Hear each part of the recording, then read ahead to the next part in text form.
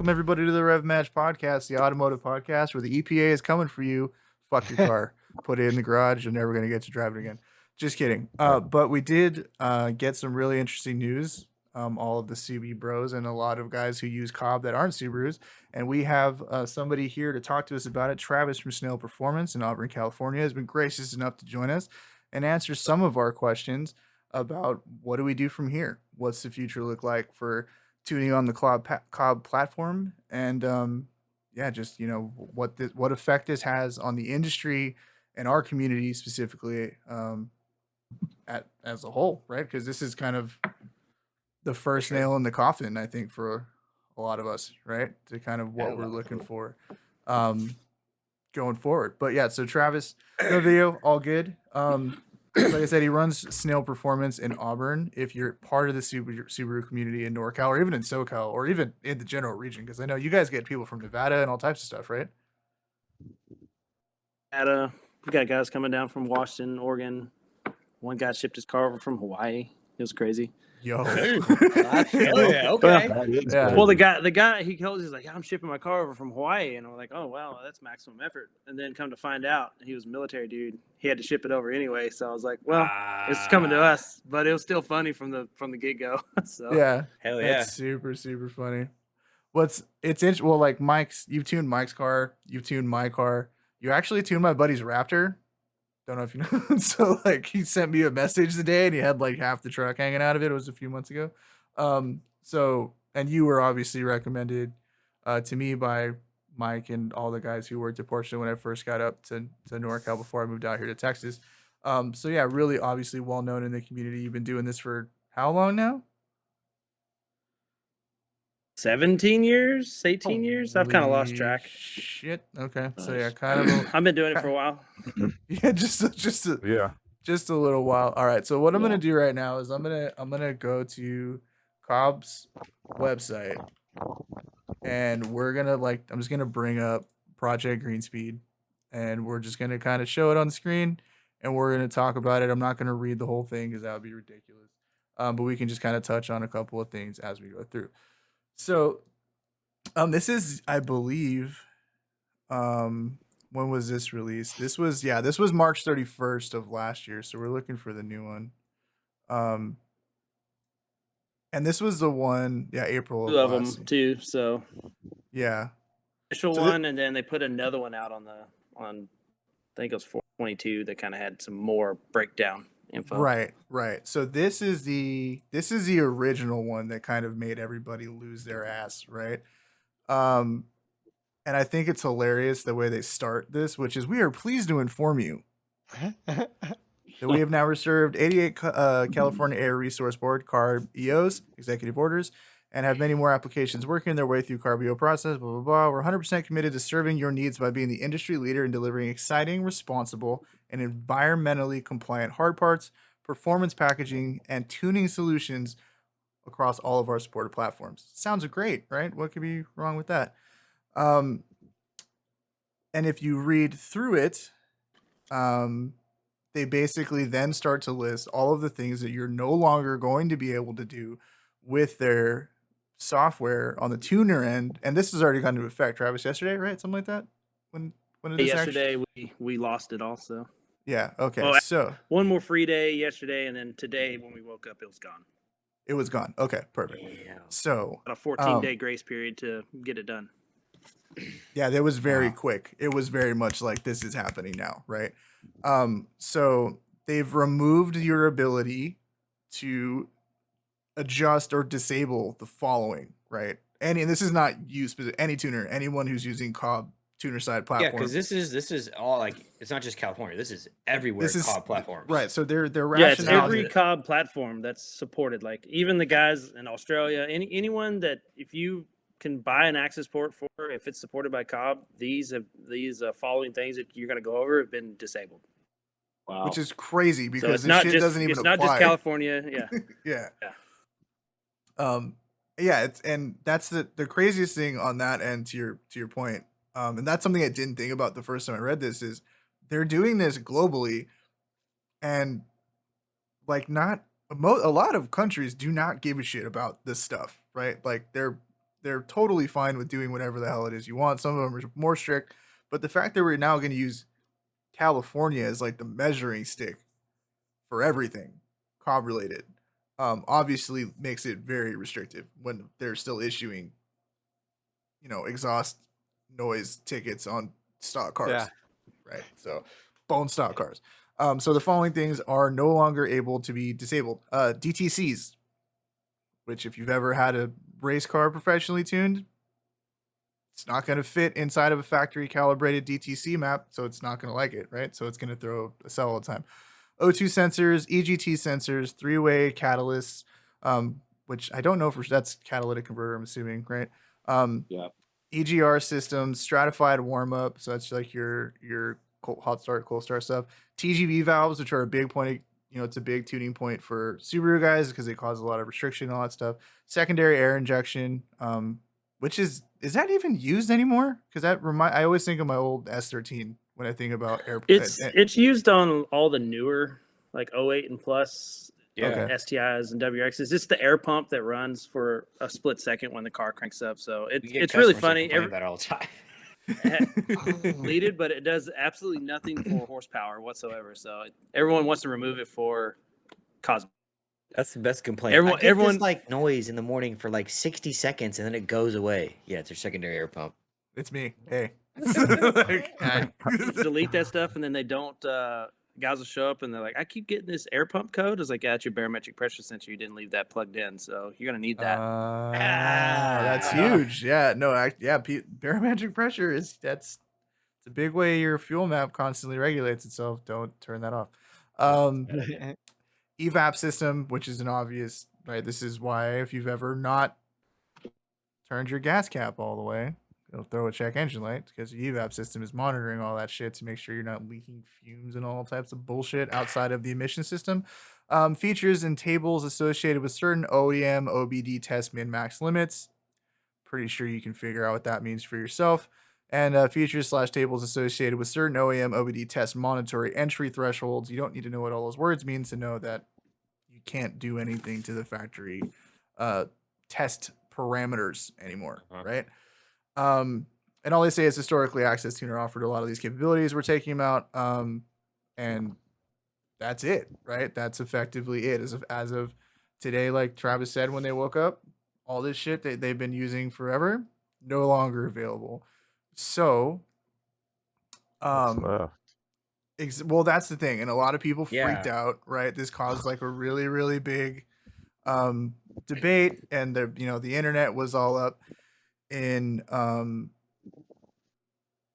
just kind of a it was kind of a big deal. A lot of people like lost their shit, and for good reason. It wasn't super well communicated. I think a lot of us were just left to assume that everything was completely gone and that we were kind of fucked. I was telling Travis before the show that I even spoke to one of the guys who works at Kraken Motorsports out here, and he was like, you can do an intake and an OTS tune right now. That's basically all I can do for you.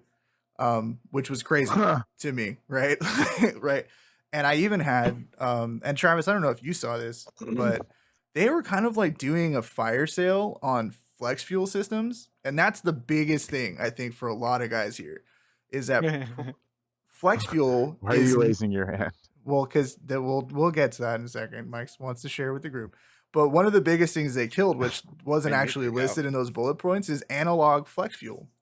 That system no longer fucking works. You can no longer tune a flex fuel system with COBB, right? You can do an E80, correct me if I'm wrong at any point, Travis, but you can do an E85 tune, right? But you cannot do a flex fuel map where the system will kind of figure itself out. Is that correct? Yeah, so it's basically going back to the old ways of tuning where you do a 91 map and then you do an E map and then you have to flash between them. So I wasn't aware of like any flash sale that they had. I know that they completely removed them. Like one day they just woke up and then they's like, yep, we got an email. All the COBB kits are gone. We were like, oh, not cool. And we bought a bunch of them. So we have a bunch of them still at the shop, which is awesome. Yeah. I mean, but we're going to find ways to use them for other things. But yeah, that's definitely pretty much, in a nutshell, we're going back to the old ways of tuning, for 91 and then an E85 map.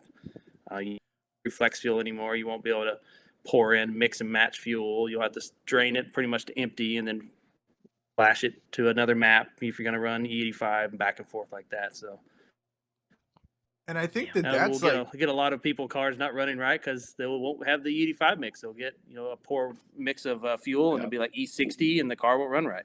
Yeah, and potentially you can cause damage, right? Like there's different octane ratings between those fuel mixes, especially in a state like California, right? Where it's like a lot of guys that have flex fuel sensors on their car, you go one station, you'll get E80, and then you go to another station 2 blocks away, and it's E65.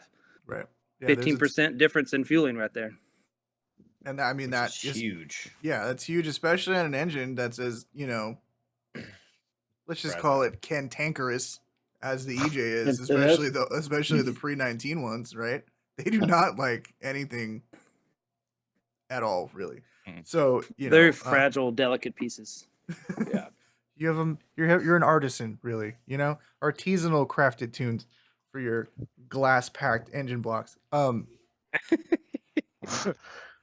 it was a huge, and that was like a huge thing that was like really nice about using COBB is flex fuel, right? That's tight. Like, I can throw any mix of any fuels, to a certain degree. Obviously, things the car's seen before, things it's been tuned for, and it can kind of figure itself out. And I don't need to sweat. Like if I just need to go to the grocery store and I have errands to run and I have a quarter tank E85, like I can just go put gas in it and just drive the car. Right now, it's like, well, do I drive it till the 85 runs out and then just like chill in a parking lot of a gas station until I drain the tank enough and then fill it up with regular fuel? Like, what do I do here, right?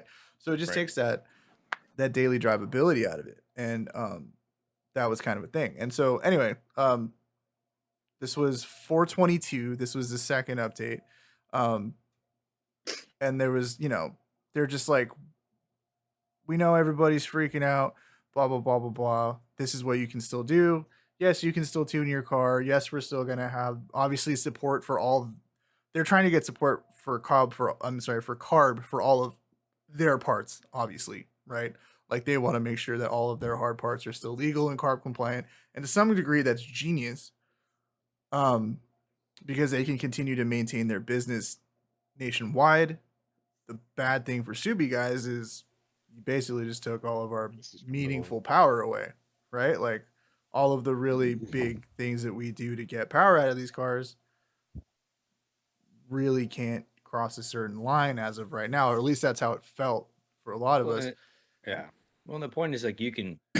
I think the hard part about what everybody's upset about is COBB is like such ease and access to all that stuff, right? We can go buy a little tuner box for $600, and I can plug it in and tune my car for whatever maps they have available, or have Travis tune it and put a map into the access port versus having to go buy some stupid ass $3,000, $4,000, $6,500 ECU, right? Like that's I mean that's the upsetting part. I think that's the upsetting part, and this is kind of rolling back. So, I had seen a bunch of guys on forums and stuff stating that they had bought flex fuel kits from COBB, and then prior to the discontinuation, they were able to get like discounts on them, right? So it's like COBB was like offloading shit, and then they're like, "Oh, just kidding, we don't support this shit anymore." So there was like, and this is the internet, so take that shit with a grain of salt because I wasn't shopping personally. I don't remember seeing any of that, honestly. I remember it was like a month ago or a month and a half ago when COBB dropped the flex fuel line. Right. And the email, and they were like, "Yep, COBB flex fuel sensor kits, fuel pressure sensor kits, all the pretty much anything that was flex fuel, has been discontinued." And there wasn't, as far as I know, there wasn't any flash sale or anything on them. It's probably the internet being the internet, but yeah, exactly. They were talking like class action lawsuit and all this other shit, and I'm like, that feels like a pretty big though now hole, COBB's already turned around and said like, "Hey, if you have a kit new in the box and whatever, they're going to take it back." Oh shit! Really? That's nice. That I think. Let me see. I don't know where they posted that, but I saw somewhere where they actually. I don't think it's on that 22 or 422 post, but I know that there was. We got an email as dealers. We hey, if there's COBB kits that you guys sold, or even for us, like we have COBB kits sitting on the shelf, that they're gonna taking them back. So it's not like they just completely, they should Abandoned them. completely shit on us, you know.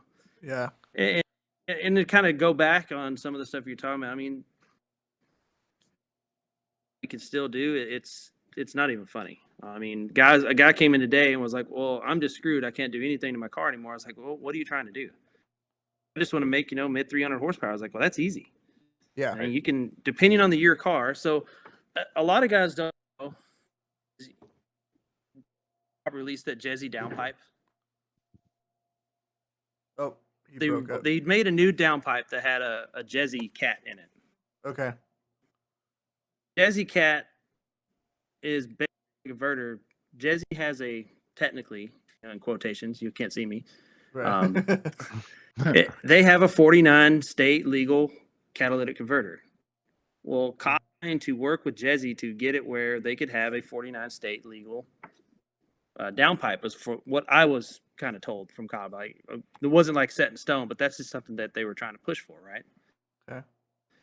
Well, the big thing was with that downpipe is you didn't have to P420 catalytic. That catalytic converter that came on that downpipe for pretty much 08, 14. I mean, they might have had it for the older cars too, but I know for sure 08 to 14, you didn't have to worry about suppressing the P420 code with that catalytic converter. Even some of the newer STIs, like, I think 15, 16, it would work. And then once you start getting into the newer STIs, they wouldn't work. And that's why everyone was like, well, I can't buy this downpipe. It doesn't fit my year. Well, it fit, but the emissions changed on those cars, and the range for the rear O2 sensor to check the cat changed, and then the P420 code would still come on even with the Jezzy downpipe. Okay.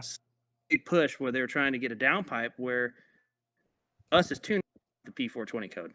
That was the number one thing they started with, and that was year, 2 years. I don't remember when it was. That was the big first step, and it worked. Like, we tuned a bunch of cars, guys that had the Jezzy downpipe on. We never had to turn the code off, and the car ran fine, no problem. So with that being said, like, I told guys, like, look, you can still do, like, intake, the COBB 20G, fuel rails, lines, injectors, stuff like that. I mean, all those things, like, the COBB turbo inlet, that's what I love, a little bit. If you look at what COBB is doing, I mean, all those components besides the fuel rails and lines, which I know they're still working on, but there's technically a gray area that they're starting working on with the fuel rails and lines with the EO stuff. But the inlet, the turbo stuff is an EO, has an EO number. So it's not illegal to have it on your car. Okay. So this guy, in particular, like I told him, I was like, we can do all these components on your car. Granted, unfortunately, I can't do a flex fuel tune. Right. All these components on your car, and it'll put you in mid 300 horsepower car, a little bit higher if you want to push it a little bit more. Yeah. We didn't lose too much, Right. It's, I mean, when the they're flex rip fuel, I off think, is the biggest TGVs thing. and all this stuff, TGV deletes and none of this deleting all this stuff. And TGV deletes, in reality, we'd have customers like, hey, you would put our TGV deletes on, and like, I'd be like, no, it's not really going to net you like this magical 20 horsepower that a lot of people believe that they would do. Right. It basically just cleaned up the engine bay. If someone came and was like, hey, will you do TGV deletes on my car, and that's all they wanted done, I'm like, that's the biggest waste of money you'll ever do in your life. Like, that's not even worth your time. Right. $300 in billet parts for nothing, and a ton of labor to get it all pulled apart. And a ton of labor to do it. You're pulling the whole manifold apart. And if anyone's taking a manifold of Subaru, that's not like an hour job. You're there for half a day. Yep. You're there for half the day. Bro, every fucking Everything thing goes has through to there. come out. Is it that bad? So I'll Yeah. put it to you like this, bro. And I don't even know if Travis remembers this conversation, but when I did my car, so Travis, I have a basically everything on my car is Grimspeed, right? So it's Grimspeed, catted downpipe, Grimspeed intake, boost control, solenoid, bigger fuel pump, and I sent it to Travis and had him tune it. And I mean, it made good power, 311 wheel horsepower, 360 wheel torque for stock injectors, stock turbo, no E85, stock intercooler, all that other shit. I was happy with that, right? That's nice. The amount of money I put into it, and considering what they start at and where I came out, like, it felt good. But I fucking, dude, me and Dave McGee, Kyle, slammed an intake, a downpipe, the boost control solenoid, all that. We slammed that shit on my car in 2.5 hours. Oh, Yeah. I remember that was there for that. Yeah. Part of And it. it was just a thrash, right? Because I did it after work one day, and I just like pulled the car in the bay and just started ripping shit out, pulled the intercooler off, all this other yeah. shit, right? And I took it to Travis, and he's like, I wouldn't have done it. He's like, I wouldn't have fucking like, sit there and killed myself trying to take that shit apart. You know, and I did the fuel pump on my own in my garage, and motherfucked it the whole time because my stupid ass left a 3/4 tank of gas in it when I was replacing the fuel pump. Oh, you had fuel everywhere then. Oh, dude, the Nice. back seat smelled like gas for like 4 days. It was great. But yeah, I mean, and I think that was the biggest bummer for me is like Mike pulled the trigger when this whole thing came out. I'm gonna drop his bomb for him. Got tuned for 85, did the whole fucking 9 yards. Has a 400 wheel horsepower STI, which is tight. I was like, well, I'm not gonna just go drop 12 grand right now. It's not gonna do that. So my concern was like, how much power can I get? You know what I mean? At that point, so. Because I was, I'm a big Grimspeed guy. I like those dudes. I like the products. I've been happy with them. They're made in the U.S. I like just companies that aren't like the mainstream company. And they had like their turbos come out that I was super stoked on. The Chase and the Overtake and all this other shit. So when this happened, I was like, well, fuck, man. So you're saying though, like basically everything shy of E85 It's doable. is doable right now. It's doable. Your car, it will depend if the car wants to be happy with that downpipe with the P420 code or not. But I mean, I haven't everything had else, any issues with it at all. So, but you're saying if we had to like retune it at this point, if we had to retune at this point, that's where we might run into something. But there's always other options that we can look at for tuning wise that could even possibly have flex fuel involved with it still. So right, and we won't get too much into any of that for obvious reasons. But there are options. Consult your local tuner. That's all we're gonna say. Talk to your local there are tuner. definitely options available. It's going to come down to your build and what you want to do, and then we can kind of get with it and figure it out. Right, and legalities around all of that, and how much you want to be able to drive the car every day and not get rolled by the police and all types of other shit. Yeah. Right. But I think the biggest thing to take away from all of this, and I think it's good that we discuss this stuff to start with, kind of put the fire out. As far as like the sky is falling. Yes, flex fuel is off the table right now, but if you look at, and I've talked about this before, guys like Steve Dinan, right? Who, granted, it took him a lot of money and a lot of time, but he has a setup for through Carbon, which is his new company because he sold Dinan a few years ago, where he can basically flash a factory BMW ECU to run full flex fuel, and it's any combination of gas from 87 to 100 octane, including E85, all that shit. And through NOx sensors and just being very careful every time it senses a fuel level change, a major fuel level change, it'll basically reset the monitors to check the NOx sensor to determine the octane rating and then establish the tune that it can run based on the fuel tank that's in the car. 100% carb legal. It can be done. Right? It can be done. It's just a matter of time to be able to figure it out. Well, I think a lot of it, and Travis, please correct me if I'm wrong, because you know way more about the ins and outs of this than any of us. On our end, we're purchasers and drivers, right? I'm not a tuner. Yeah. I don't know how everything works in and out, but I just started tuning yesterday. It's okay, dude. it's like, I'm just here so I don't get fined. I got my shit off the Google. Right. It's I can tell you this. When I talked to COBB, and I've been COBB software since, I don't know, like middle 2000s, maybe. I don't know when. I lost track. But I use a relationship with one of those guys, and you start talking to them, and you always bring up these concerns. We've have been bringing up concerns. This is where it really started, was the diesel market was getting hit. right. And then, of course, we knew we're going to be too far behind. So, we've all been looking and trying to evolve to make stuff, be, better for us, as tuners, not only just guys here like myself out in California, but everywhere. Right. Because the biggest thing that I get all the time is, I'll get guys that come over from Reno and want to get tuned. Well, I live in a non-emissions county. I was like, yeah, it doesn't matter, dude. It's federal. Right. It's not per county, per state, whatever. It's a federal thing that will come and get you. It's the EPA, not, California, whatever. It's the EPA thing. So that's the way a lot of people don't get those two things, split apart. Right. So, It's yeah, like they buying use weed California in as a California standard. in the 2000s. Yeah, they use California as a standard for a lot of the stuff because California is the strictest on it, but also SEMA Garage is in California.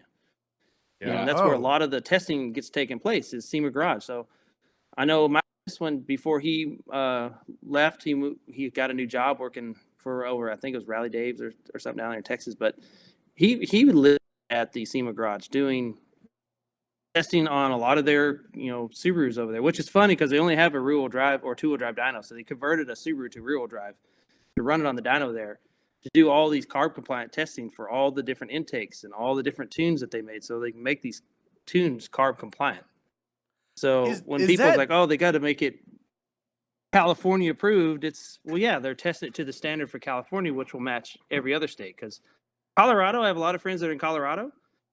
They're in the same. They are getting really strict about all their emission stuff too. So it's not just how California is. Granted, I guess California's like rubbing off on other people. So yeah, I guess that's like the tip of the spear, right? California is the tip of the spear for this shit. Passes out here, then it'll spread it out. Well, if you're a manufacturer, of hard parts or cars or whatever, and you're trying to make sure that your business doesn't ever get fucking raided by the EPA, what's the easiest thing to do? Make sure I can sell it in California. If I can sell it in California and it's legal, I can sell it anywhere, right?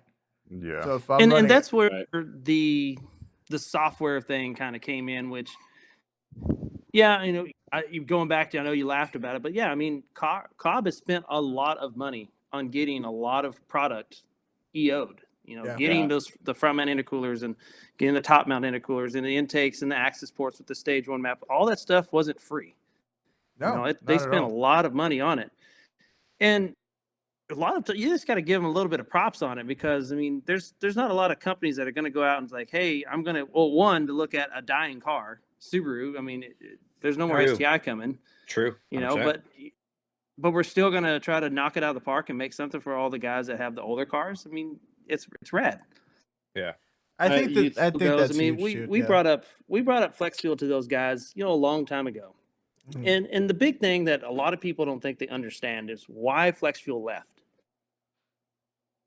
Because it plugs into the TGV motors. And according to the EPA guys, you plug the TGV motor, which the TGV motor in their eyes is an emissions related component. Well, even though that, I'm sure you guys have seen, if you haven't, COBB made a jumper harness where it would plug the TGV motor plugged into the flex fuel kit, to the factory harness.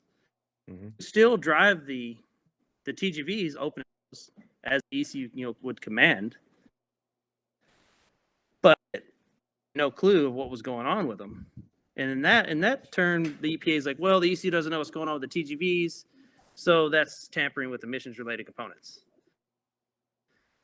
So we were kind of going back with yeah, it's one of those things. So that's why it's kind of petty. A year ago or 2 years ago, I can't remember. But does everyone know GTR?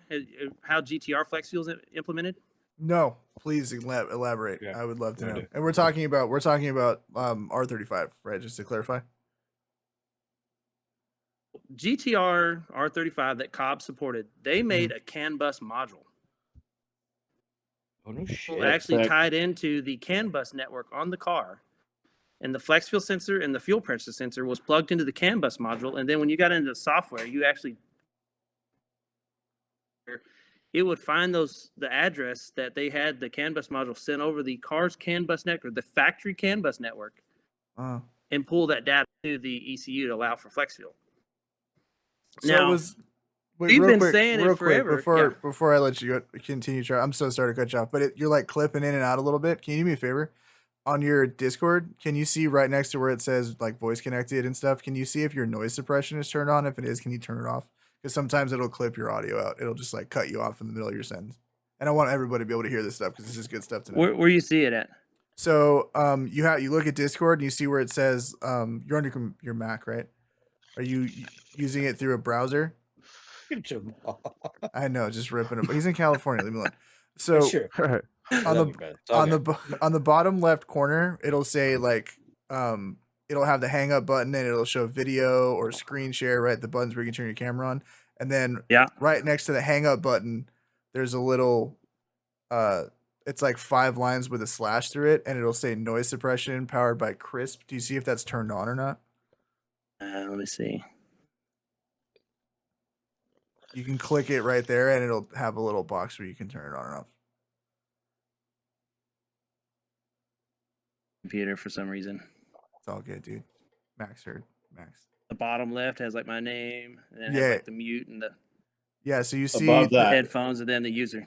Yeah, Above so that. so look above that, and then it'll show it'll say screen or video, right? And then above that, on the right side of that, it'll say disconnect. It has like the phone with the X next to it, right? And then right to the left of that, if you hover it, it says noise suppression powered by Crisp. If you click it, you can see if it's turned on or off. If it's on, just turn it off. Doesn't have that stupid thing. It's maxed. It's cool. We'll push through it. If there's something that cuts out that I think needs to clarify, I'll ask you to repeat yourself. It's all good. Anyway, so GTR works Go to through the there CAN where bus. it has the. I'll just move closer to the computer to you. Maybe that'll help out to you. Maybe that'll help. There you Yeah. Okay, cool. So anyway, you were talking about yeah. GTR's So CAN GTR, bus I'll just manual. kinda- Yeah. Yeah, so GTR, COBB made a CAN bus module, and the flex fuel and the fuel pressure sensor plugged into the CAN bus module, and then it was hooked up to the factory CAN bus network on the car, and then the software they developed it where it could pull, the CAN bus, data from that module. So you didn't tap into any, analog sensors like, air pumps, TGVs. Granted, GTR didn't have any of that stuff, but they would always tap into like different modules that were technically emissions related. Right. So when they made the CAN bus module, that was the idea, was to not have to mess with any of that. So going on with them, we're like, hey, nice to get a CAN bus module for the Subaru because we're tapping into TGVs forefront, and they're like, yeah, we know, we're trying to figure something out on it. Granted, Okay. I guess the CAN bus network on a Subaru isn't the easiest, which is why it took Motec, and they cost so much to buy Motec for the newer cars that with the CAN bus all addressed out, because it's not easy. But from what I'm being told, and I don't work for COBB, but what I'm being told, next move is they're working on trying to make it where the flex fuel pressure sensor will be integrated to the ECU via CAN. Hopefully. Okay. Then you're not tampering with anything the TGVs go as far as the hooking up to the analog sensors and all that stuff. And if they get that, and then of course it's going to get EO'd. They're going to make sure that you can have the COBB flex fuel kit on your car with an EO sensor, or an EO number, and then you'll be good to go. Granted, we're going to have some downtime, and I don't have an ETA. They say they hope end of year, begin of the year, but the thing is with development, but once you get a product done, like full-fledged product, it's ready to go, and you want to get it EO'd, now you got to go schedule time at the SEMA garage and go through all the testing. And you don't just show up and knock on their door and be like, hey, I need to test this today. They're like, all right, get in line. There's like 60,000 other people in front of you. Right. That's the other game. So hopefully, knock on wood, that's where we're going to go. And then we'll be able to do flex fuel again like we were, a day ago. So, right. So and you won't have to worry about any of it. So if for a guy such as myself who's perpetually torn about selling my STI or not, just because there's other shit coming out, but I've found out recently, I was looking at maybe selling it and trying to get a GR Corolla, but I'm learning it's impossible to get your fucking hands on one of those things for less than money that I'm not comfortable paying for something with a Corolla badge on it. I don't care how cool it is. $30,000 Yeah. So I did get told that I could get put on game for buying a circuit edition, but I would have to be comfortable with at least 10 over MSRP. If we're going to go ahead and just ballpark that, let's say the core edition is going to cost STI base money, which is about 41, right? that Yeah. a circuit will at least cost 60. well, I was gonna say Type RA money, right? Which is gonna be because it's a limited edition, so we're talking Yep. 60 grand. So we're Plus $70,000 for a What? fucking Corolla. Like, no, No. Dude, it's a Corolla, bro. yeah. At You some can't point, tell anybody that. no, never. And again, Like to you be could fair, never admit that. Like you'd always have to lie about like, oh yeah, I got it for like no, I paid sticker 35 for it. You'd be grand. Like, bragging about paying sticker for a fucking $50,000 Corolla. You know what I'm saying? Like, that's ridiculous. and to be full disclosure, I talk shit on S209 guys who paid 15 over when they bought them, but like, you know, now time is kind of that may have been the right move. You know what I mean? Like, may have been ahead of the game. But the point I was gonna make was I could basically progress my build. I could put a bigger turbo on the car. I could do all this other shit. Still continue to build the car out, and then just kind of like wait for the flex fuel end to come around, right? Like I could do all the other shit that because like I already have a flex fuel pump. You can buy lines from IAG and all that other shit. I can buy a turbo, build the car. It just won't be as fast as it would be if it was running corn until they let you run corn. Is that kind of what you're saying? But like the only thing that you got to remember though is even though they release flex fuel, they're not going to go back and change the software to allow us to defeat any codes. So I got to buy parts big that thing. will operate in that ecosystem when it comes to. You're just going to have to make sure that any kind of emissions compliant stuff that may have been removed or not, then you got to make sure it's all intact. And the biggest thing, the only thing that most of us Subaru guys got to worry about is the air pump being the number one thing that everyone likes to remove for some weird reason. Fucking EGR bullshit, yeah. TGVs and and the evap stuff, and then of course the downpipe. You just make sure you have a downpipe that will, pass the 420 monitor, 420 code monitor. So I have a 19 with a Grimspeed downpipe, and I've never had a single fucking issue with it. It's a catted downpipe, so I'm just going to assume that it's fine and move on with that. And what's funny is it's all Grimspeed's actually doing stuff for that right now too. If you saw I've seen they are. They're doing their Jesse new stuff. J-pipe. They're saying that the Jesse, and which is they're kind of doing what COBB was doing, but it seems like their Jesse downpipe or J-pipe, which is not the 420 code, is it going on? I haven't personally tested one, so I don't know. I mean, they just released it. So Firefly keeps talking about open source tuning and Carberry ROM/ROM Raider. Do you know anything about that? My first WRX I've was tuned on ROM Raider. A bunch of cars on Carberry. So I'm not going to sit here and open source tune every single car on earth, because I can tell you, as much as the community loves to say open source is the greatest thing on earth, I can tell you there's bits and pieces that are great and bits and pieces that are okay and other parts that are just horrible. Right. The great knowledge that came from open source, COBB hired them all. The Carberry ROM actually was developed by Jason Carberry, which he worked for COBB for a long time. He doesn't work there anymore. He works for another guy doing other development, reverse engineering ECUs. But I mean, he built the Carberry ROM, and it only works for 16-bit ECU, and it only works for 02, 03 WRX ECUs or the version 7 JDM ECU. Yeah. But for you guys, if you had like a 16-bit car, and what we've done for customers that want flex fuel, because it does have full flex fuel capability. Just go back to Lupe's car. No, Lupe's car has a Haltech in it, because his that's car right. had That's right. Sorry.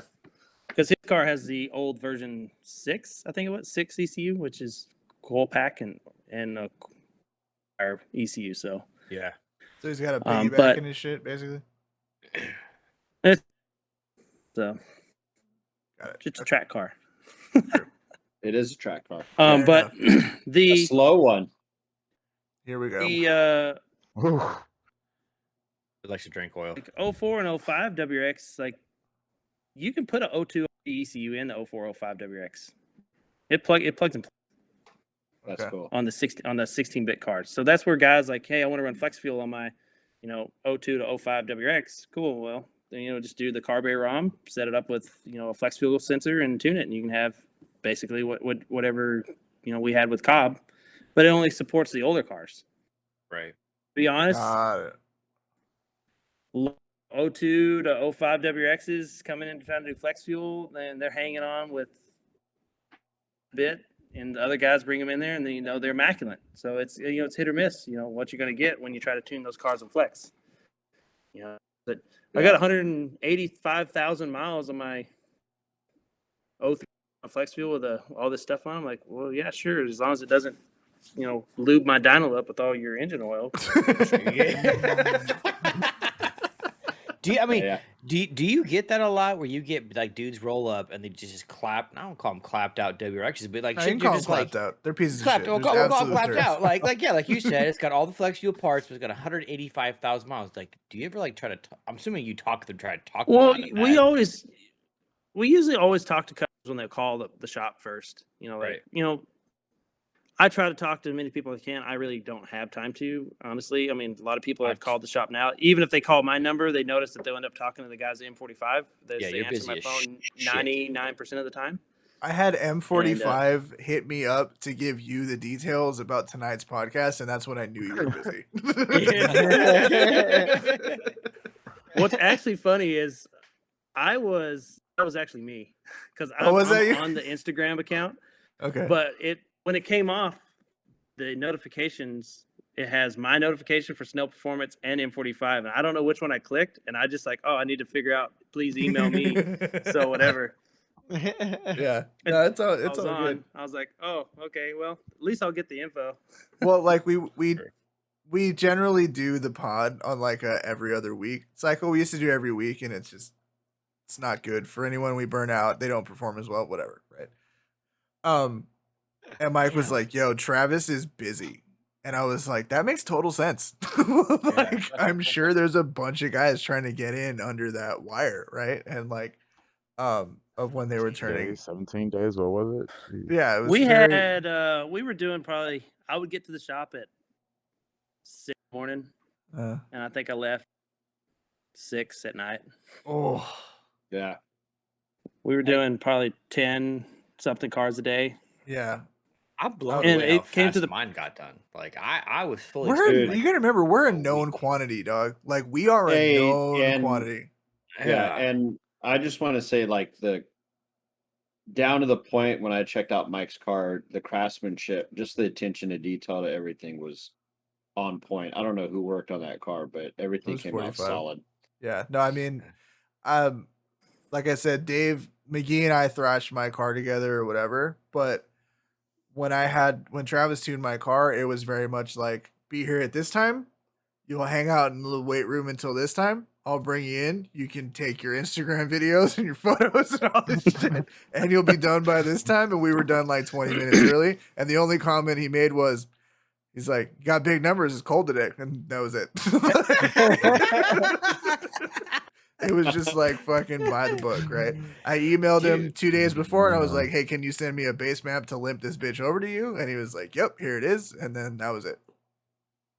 Nice. Easy peasy. Science. Right? I would love to sit there and talk to everyone, like forever. Oh, you would get nothing done. There's nothing special though. There's nothing like you know what I mean? Yeah, that's like me trying to wrench and a customer just over my shoulder shooting the shit. Like, it's not gonna happen. It's like I might get a rotor and a pad done in 30 minutes, like shooting the shit with you. Like, it's not gonna happen.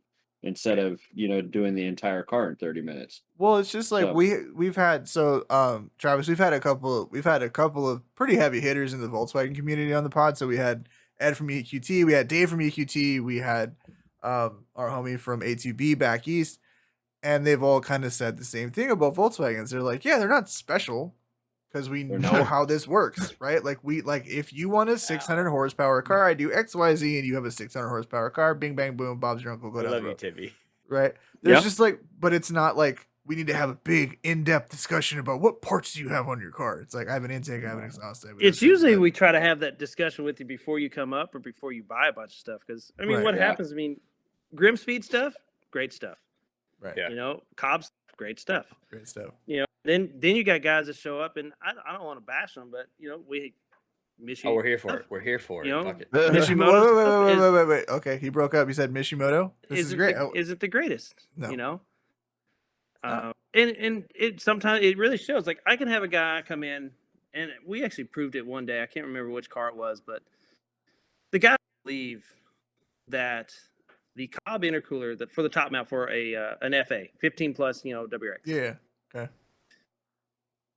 Blown away by the data that COBB posted online and data that I was trying to tell him. There's no way that a COBB intercooler is going to make some magical, 15, possibly 10 more horsepower.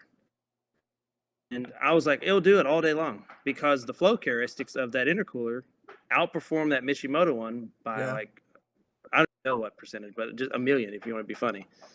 And I think the guy was just, I don't know if he was just blown away, but he ended up coming back like a week later. And he's like, I went ahead and bought that COBB intercooler and I want to put it to the test. I was like, okay. I was like, I'll tell you what, I won't even hook my computer up. I won't even make a change to the map because Ooh. Damn. We're just gonna strap it down and run it. We're just gonna strap it down. I run them in full-time closed-loop fueling. We change them over, so it will always adjust the fueling. So we strapped it down, ended up picking up like 12 horsepower over his other one. Oh yes. And he's like, "Oh, it's got to be the weather. It's got to be the weather." I'll weather my ass. I was like, "Okay." Cool Well, day.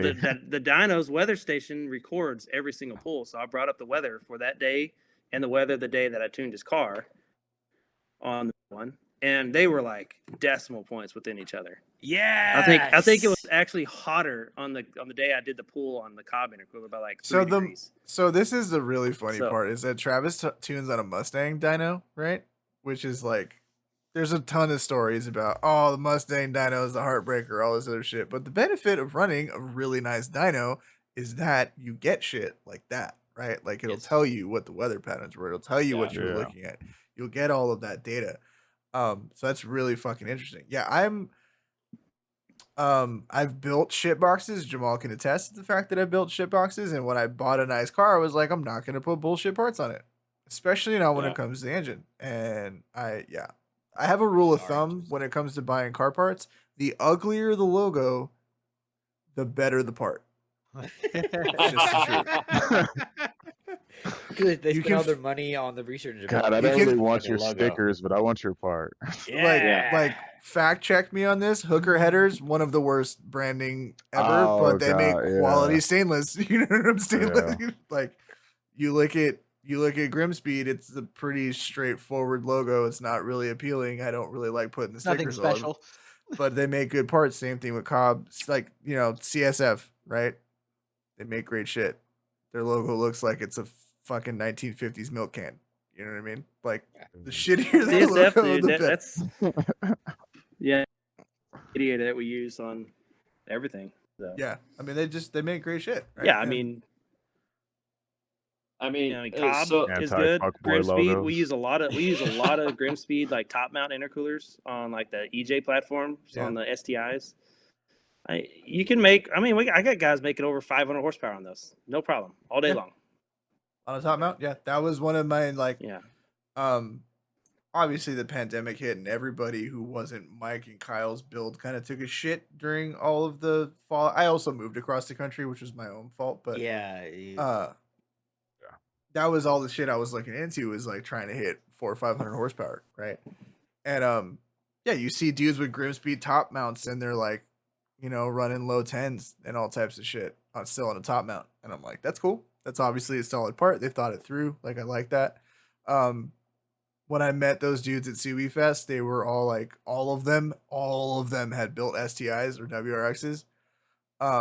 And I was like, this is cool. Like, you guys know the cars really well. So like, I like shit like that. But I think the main thing for me was just like, this whole thing was really scary for somebody who didn't already have all the work done, right? Like, fuck, man, what am I gonna do? But it's reassuring to know that there's like a light on the end of the tunnel. I didn't know that you were so tight with the guys at Top where you can get those kinds of inroads and that kind of insider information. So it's cool to hear they're doing something or at least attempting to do something for CAN Bus for us.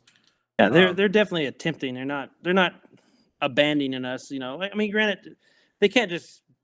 I know they'd love to go out and tell everyone, here's exactly what we're doing, and this is what we're going to do, and then something doesn't work out. You gotta But I it mean, doesn't they're pass not just EO, gonna. like they're not gonna release it, and then we're all gonna be left with blue balls, and they're gonna be pissed, right? So it's like we're not gonna say shit until like, hey, there's this part that does this thing, and we've already verified that it's legal, and you can put it on your car. Here it is, right? That's gonna be Yeah, and that's what they're working towards, And then, I mean, working with those guys is let me tell you, like, was I upset about the software change? Yeah, I was upset, because now you go look, a guy can call me or email me, whatever. It's like, hey, you tuned my car, last month, a year ago, 2 years ago. I need you to do something. Sorry, I can't do it anymore unless your car is yeah, completely compliant. I yeah. mean, that's a bummer for me because customer service is always like number one for us, but It's it a is fucking and bummer I for the think that's just the dude too, game. like that's Yeah, Yeah. like we can retune your car with different software or something like that, and maybe make something work for you now. But that's unfortunately. I mean, that's just what it is. But I wish there was something that they could have done to make it work out for us. But I get on their side of it. I mean, I had a real long talk with one of our like our dealer manager, and I was just going over like whatever, and he's like, dude, a lot of this stuff we kind of knew about but didn't know about because it's all legal teams and legally what they're trying to do to make sure that we're not forking out tons of government for fun. yeah. So I mean, that's sure that we can continue the fun for everyone that wants to enjoy this tuning cars and stuff like that. So well, I think that was like there was a little bit of that sentiment in like forums and shit too, as far as like there are a lot of companies that make Subaru performance parts, right? Because for all of its flaws, of which there are many, very many, almost too long to list. Anyway, the STI and the WRX have like a really loyal following because it's, as of right now, before the GR Corolla comes out, like the only fucking manual all-wheel drive car you can get with a rally engine, even though it's old and stupid, right? All this other shit. But a lot of companies have built their brands on making parts knowing that they're all supported by COBB tuning software, Yeah. right? Like you look at IAG, who makes nice shit. They make fucking engine blocks that are like 15 grand. They don't have a flex fuel system because they're like, hey, we have fuel lines and a pressure regulator and all this other shit that works great with the COBB flex fuel tuning platform. Right. Right. I don't need Yeah. to make that part. COBB makes that part. It works great. Everybody knows it. Everybody loves it. Tuners know how to use it. Why am I going to reinvent the wheel? Right. Right. True. Very true. When I am a company that makes hard parts, and we obviously have aluminum machining and all this other shit. I can make all the lines, I can do all this shit, brand it, sell it. I don't need to redo that. And now it's like, well, fuck. All of those product lines don't really matter. There's no point in buying them as an enthusiast right now, other than hoping for someone to create a solution that's as seamless down the line as what we had before COBB decided, if we're being honest, rightly decided that they weren't going to support those parts anymore and that tuning software, the way that it was and all that stuff.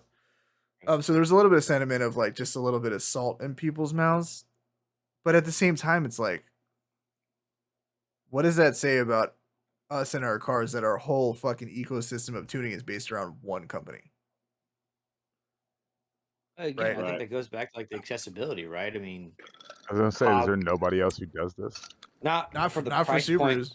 not for the price point they put it at, too. I So mean, what's the next price point up for like I don't even comparable? know because nobody's had to care. That's how fucking it's like true. that's It's true. That's very true. So, dude. No, like you I don't can tell understand. you, Go ahead. what, Yeah, please. like, so EcuTech is the next big company Yeah. that is out there that is flash-based tuning. I've been using it for years. Here's the FRSs, BMW platforms, the Supra, the new Supra, or the Bupra, however you want to say it. Hilarious. But that's the next big thing. And I have the software for all the STIs and the WRXs, and there's a lot of stuff that we could still do with them. And there's a lot of features that EcuTech brings to the table that a lot of people don't even know about. Yeah. Like map switching. Everyone's like, for example, on a since we're kind of on Subaru thing, but for FRS, BRZ, there's 4 switchable maps that you can have built into the cruise control, or you get their little Bluetooth ECU Connect dongle, and then you download their app on your phone, and then you can switch maps on the fly. with like your phone. APR. Well, it's like mount Have- tune for like the Ford shit too, right? You can like beep a set of fucking commands and it'll show you on the tack like what map you're running, and they use an Exactly access what port. Yeah, for Ford. So the access port, like when I tuned Ford in the past, there were switchable maps from Ford. right. You can have different. They call it different slot maps, and you can do it on the tack to show you which map you're on, or you can use the access port to change the map. But as far as like Subaru, they didn't have that. They had the STI guys had an SI drive. That's what you got. Yeah, you have your knob. Yeah. All the other ones, that's it. The digging through a lot of the different maps, like for WRX. I mean, granted, there's a lot of features that are not there yet for like the DIT WRX guys, but on the DIT software, there's 3 switchable maps that we can build for a customer. There's boost control that's built into the app where you can turn your boost up to a target, like say your max boost target, whatever we set it for, to all the way down to wastegate pressure. You can use your the app for to go in there and adjust that. Launch Can you do boost? Yeah, I was gonna say, can you do launch control and like boost by gear on Ecutech? boost by gear and launch control. They actually have what everyone wants in launch control. They actually have like they call it boost off the line, where it actually will retard the timing and build boost, not just fuel cut that everyone hates on COBB. Yeah. So I mean, they have those features that are on there.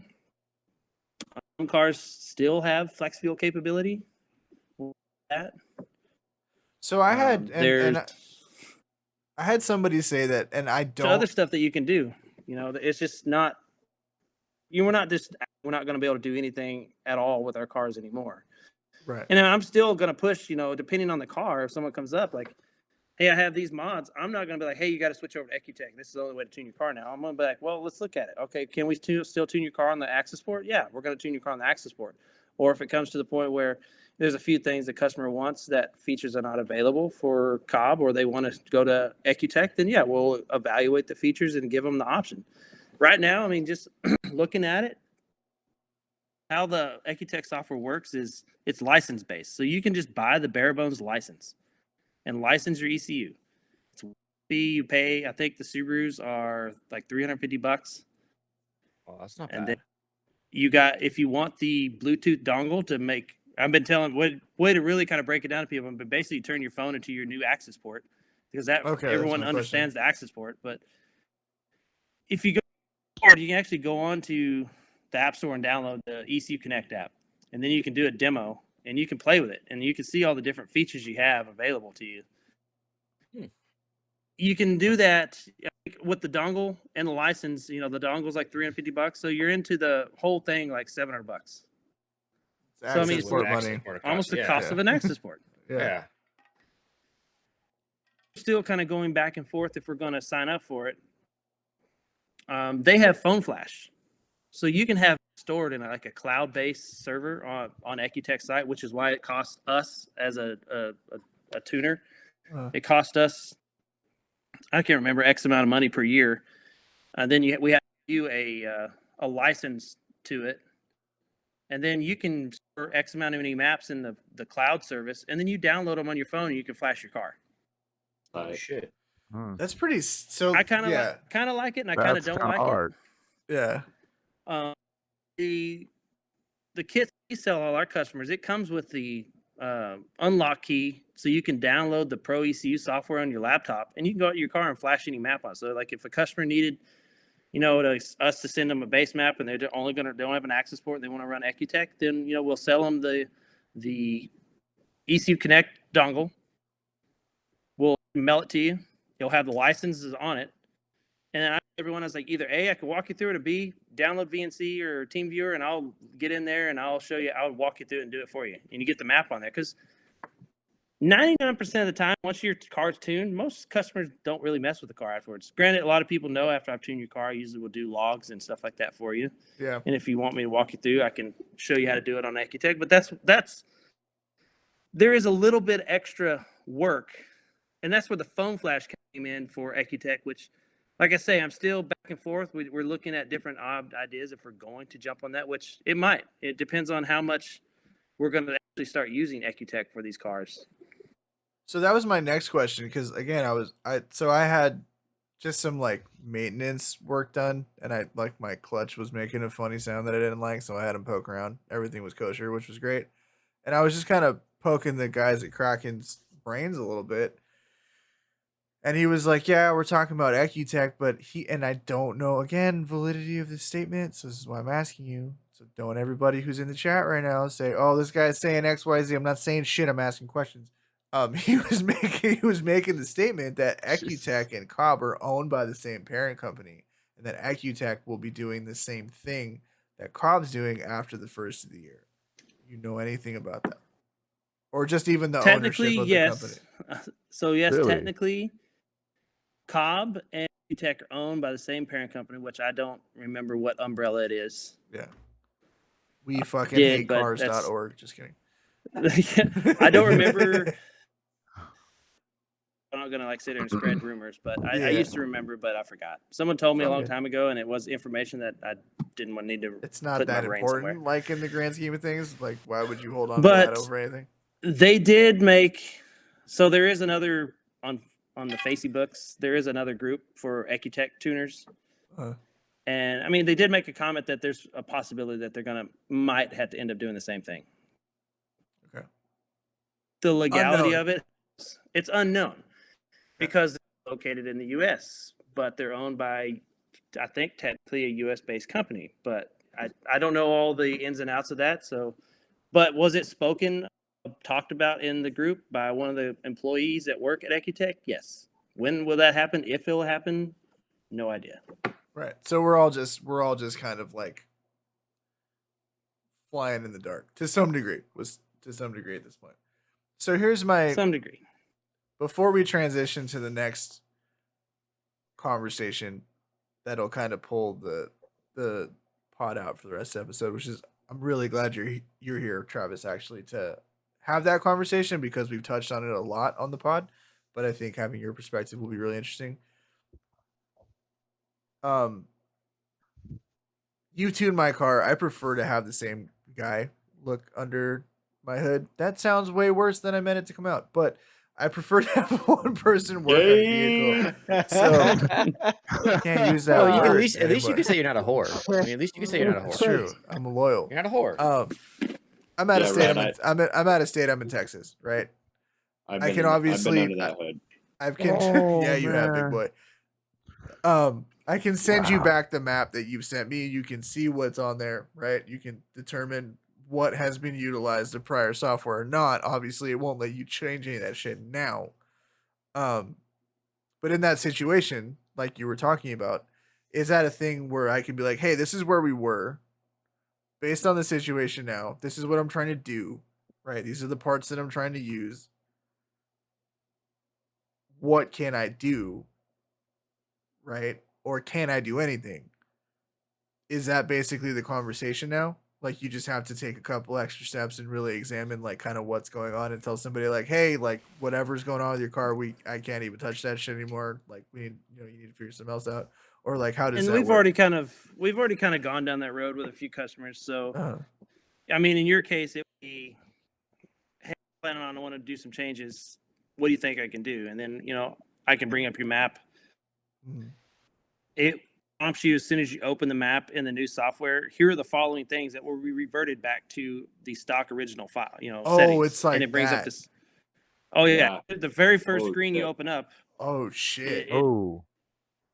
Map, and then it But gives that's you a on list. his end, not our end. No, right? for sure. Like no, Carmen Just on said my if you own a map, because here's the thing, the one saving grace of the access port is that bitch is not Bluetooth connected at all. It's a hard Right. connection. They cannot forcibly remove anything from your access port. Let me stress that 5,000 times. Unless you plug your access port into your computer, there is no way for COBB to ever pull a functionality off of the access port that you have in your hand.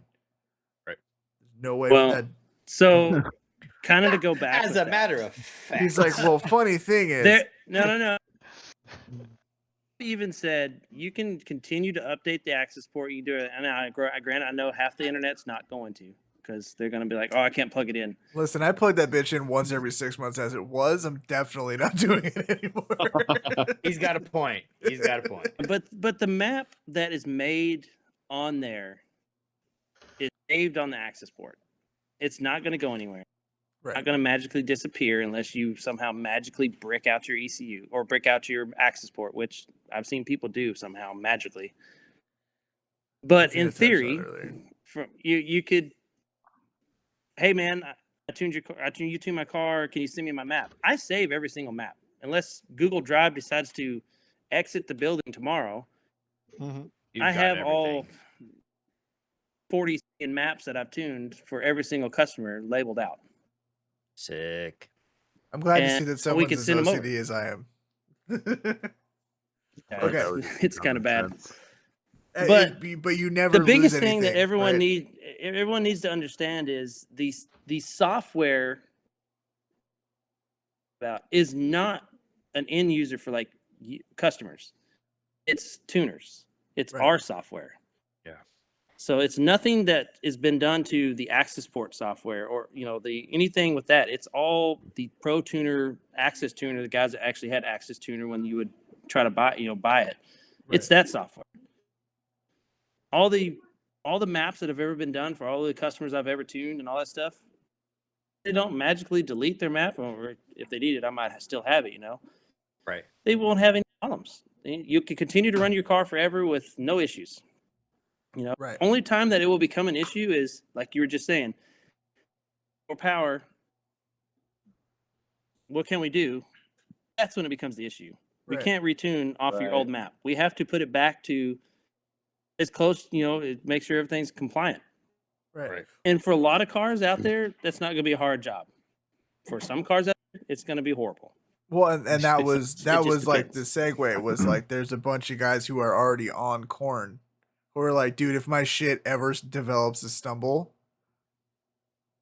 like you can't fix it in the tune, right? Which Yeah.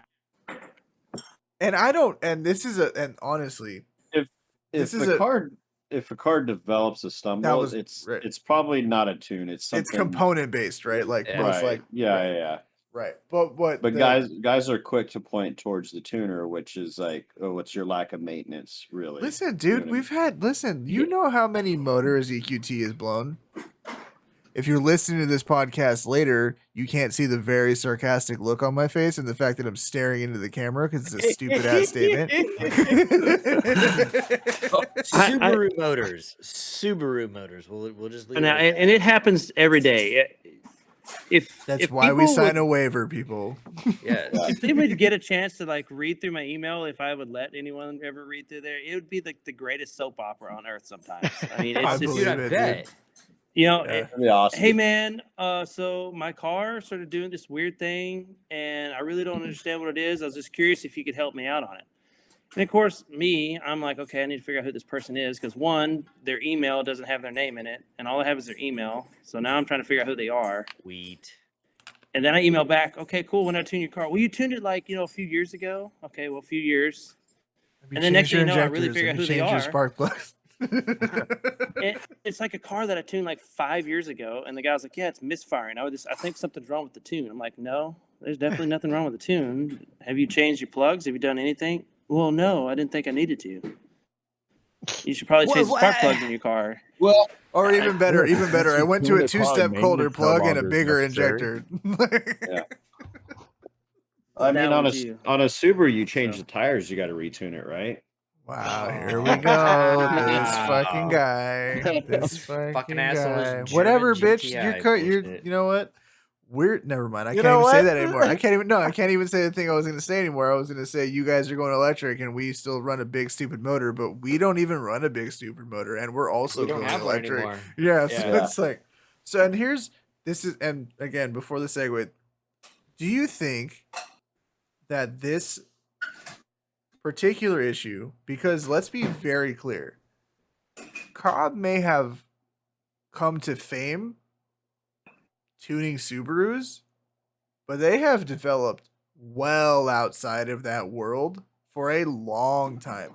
Very long Right. time. They are a preeminent tuning platform for Fords, for Volkswagens, which includes Porsches and fucking Yeah. they do BMWs. Anything with a turbo on it, Cobb will tune it. Mitsubishi, yeah.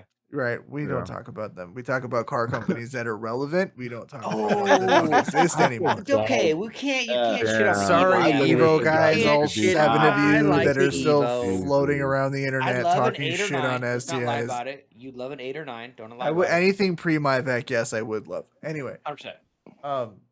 Just saying. this affects all of them, right? This is like a unilateral You like effect, Audis but and stuff? Do you? yeah, but I sure. think the thing is that for guys, Subaru guys, this shit hits really hard because our engine is bad.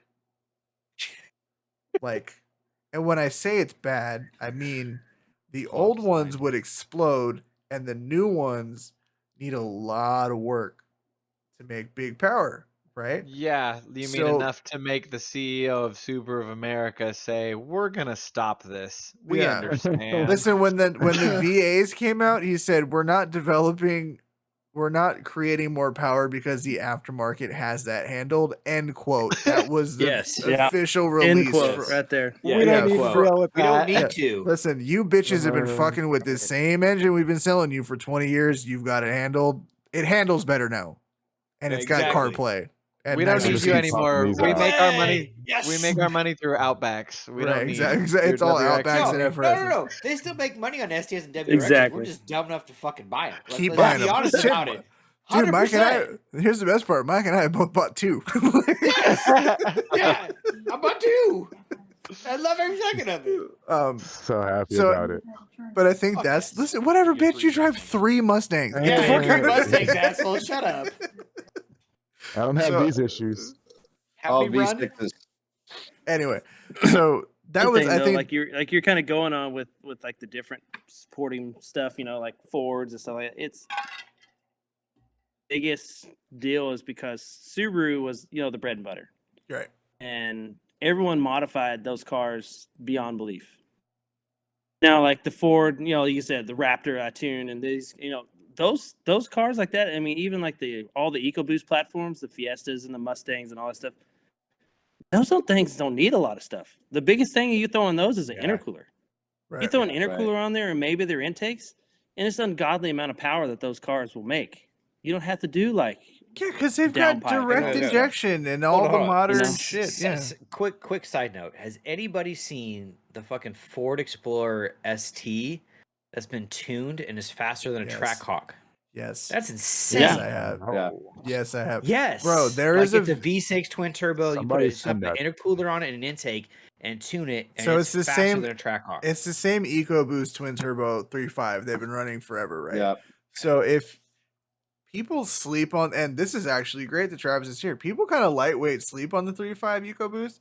There is a 1320 video from a cash station, Michigan, from like 3 years ago, and a dude rolls up in a Ford Flex with a bone stock with a stage 2 tune and goes last fucking round in a cash days with like Fox bodies on big tire, and he's on street tires in a Ford Flex, baby, just fucking Yes.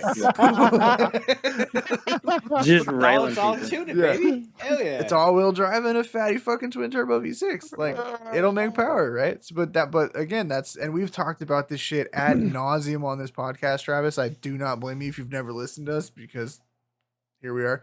But Busy. We're tiny. new turbo. No, we're a fledgling podcast, but new turbo cars leave a lot on the table from the factory, Yes. right? And it's a few fucking beep boops, and you're gaining 20, 25, 30% horsepower, max horsepower numbers, all that shit. We run an old shitty 8.5 to 1 compression, fucking port fuel injected, moderate turbo, completely gutless before 3,500 RPM rally motor, right? Yeah, but it sounds really good. It sounds good because it's built bad. Like I don't know Yeah. like, if you understand that unequal The length great headers. sound of inefficiency. Yes, Yes.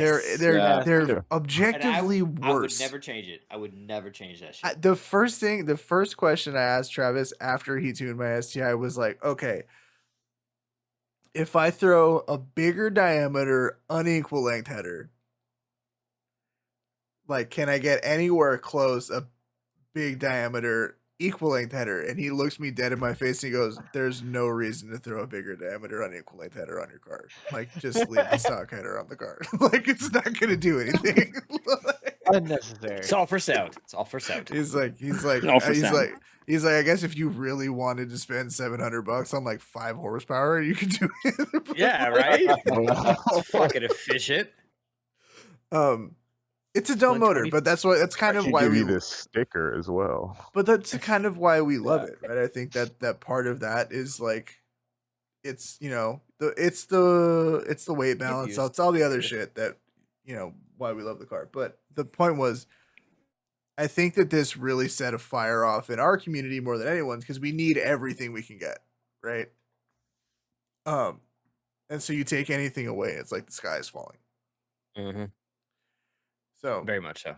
Very, very much so. 'Cause you don't Especially in see- Subaru community. let's say you You don't see the wanna- GTR guys bitching on the internet. So That's true. But I mean, TR you think guys, about half of them are getting anything- tuned with Ecutech anyway, so it doesn't matter. that's very true. Anything like carb legal. So like when I first started being, a tech, anything, I did my smog course and all that crap. But anything that you think about that is carb legal is going to be the most efficient for that vehicle, right? And True. it comes That's down, very let's true. like money, right? Money has a part of it for California, but it gets rid of the Chinese turbo setups on what guys are doing. We Like call them Wu-Tang Whirly Boys. That's their given name. Don't go Well, using their government Don't name disrespect around here. so like at the end of the day, yeah, you can't like suppress a P code out of a car, right? And it gets rid of that. But if you can make a turbo and intake a downpipe or anything performance related past emissions, it's going to be best for that car. Yeah, you're not going to get, ungodly horsepower numbers, but at the end of the day, it's the most efficient, part for that vehicle.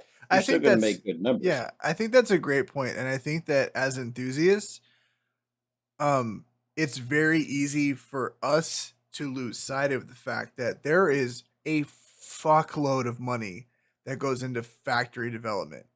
Mhm.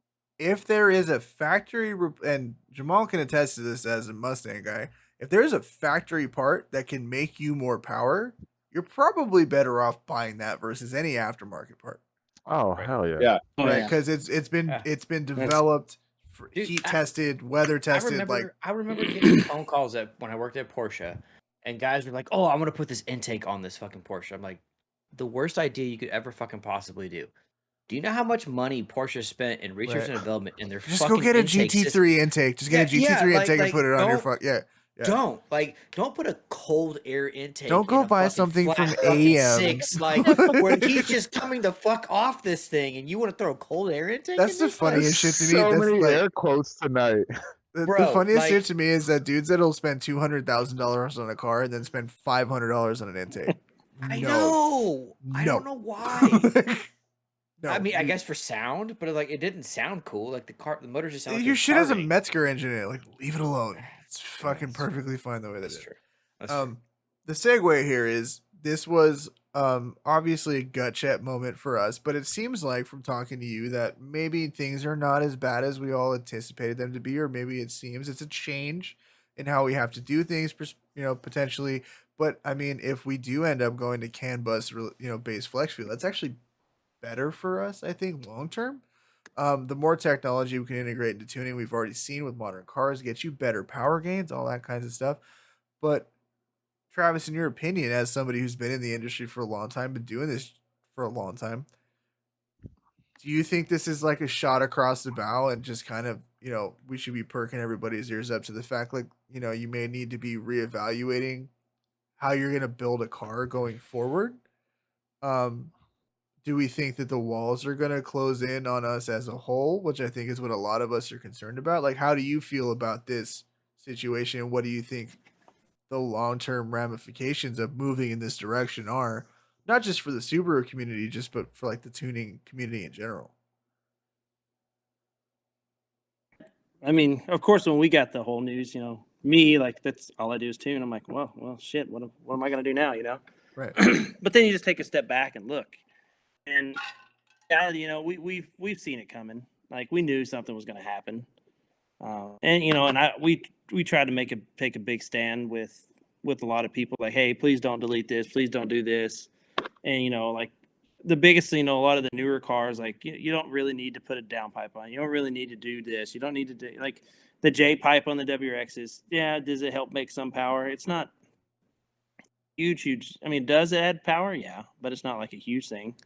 I mean, I a car with a stock J pipe with the COBB, top mount and their redline intake and a boost controller on flex fuel when it was still available, and it made almost 400 horsepower on a stock J pipe. Jesus Christ. Wow.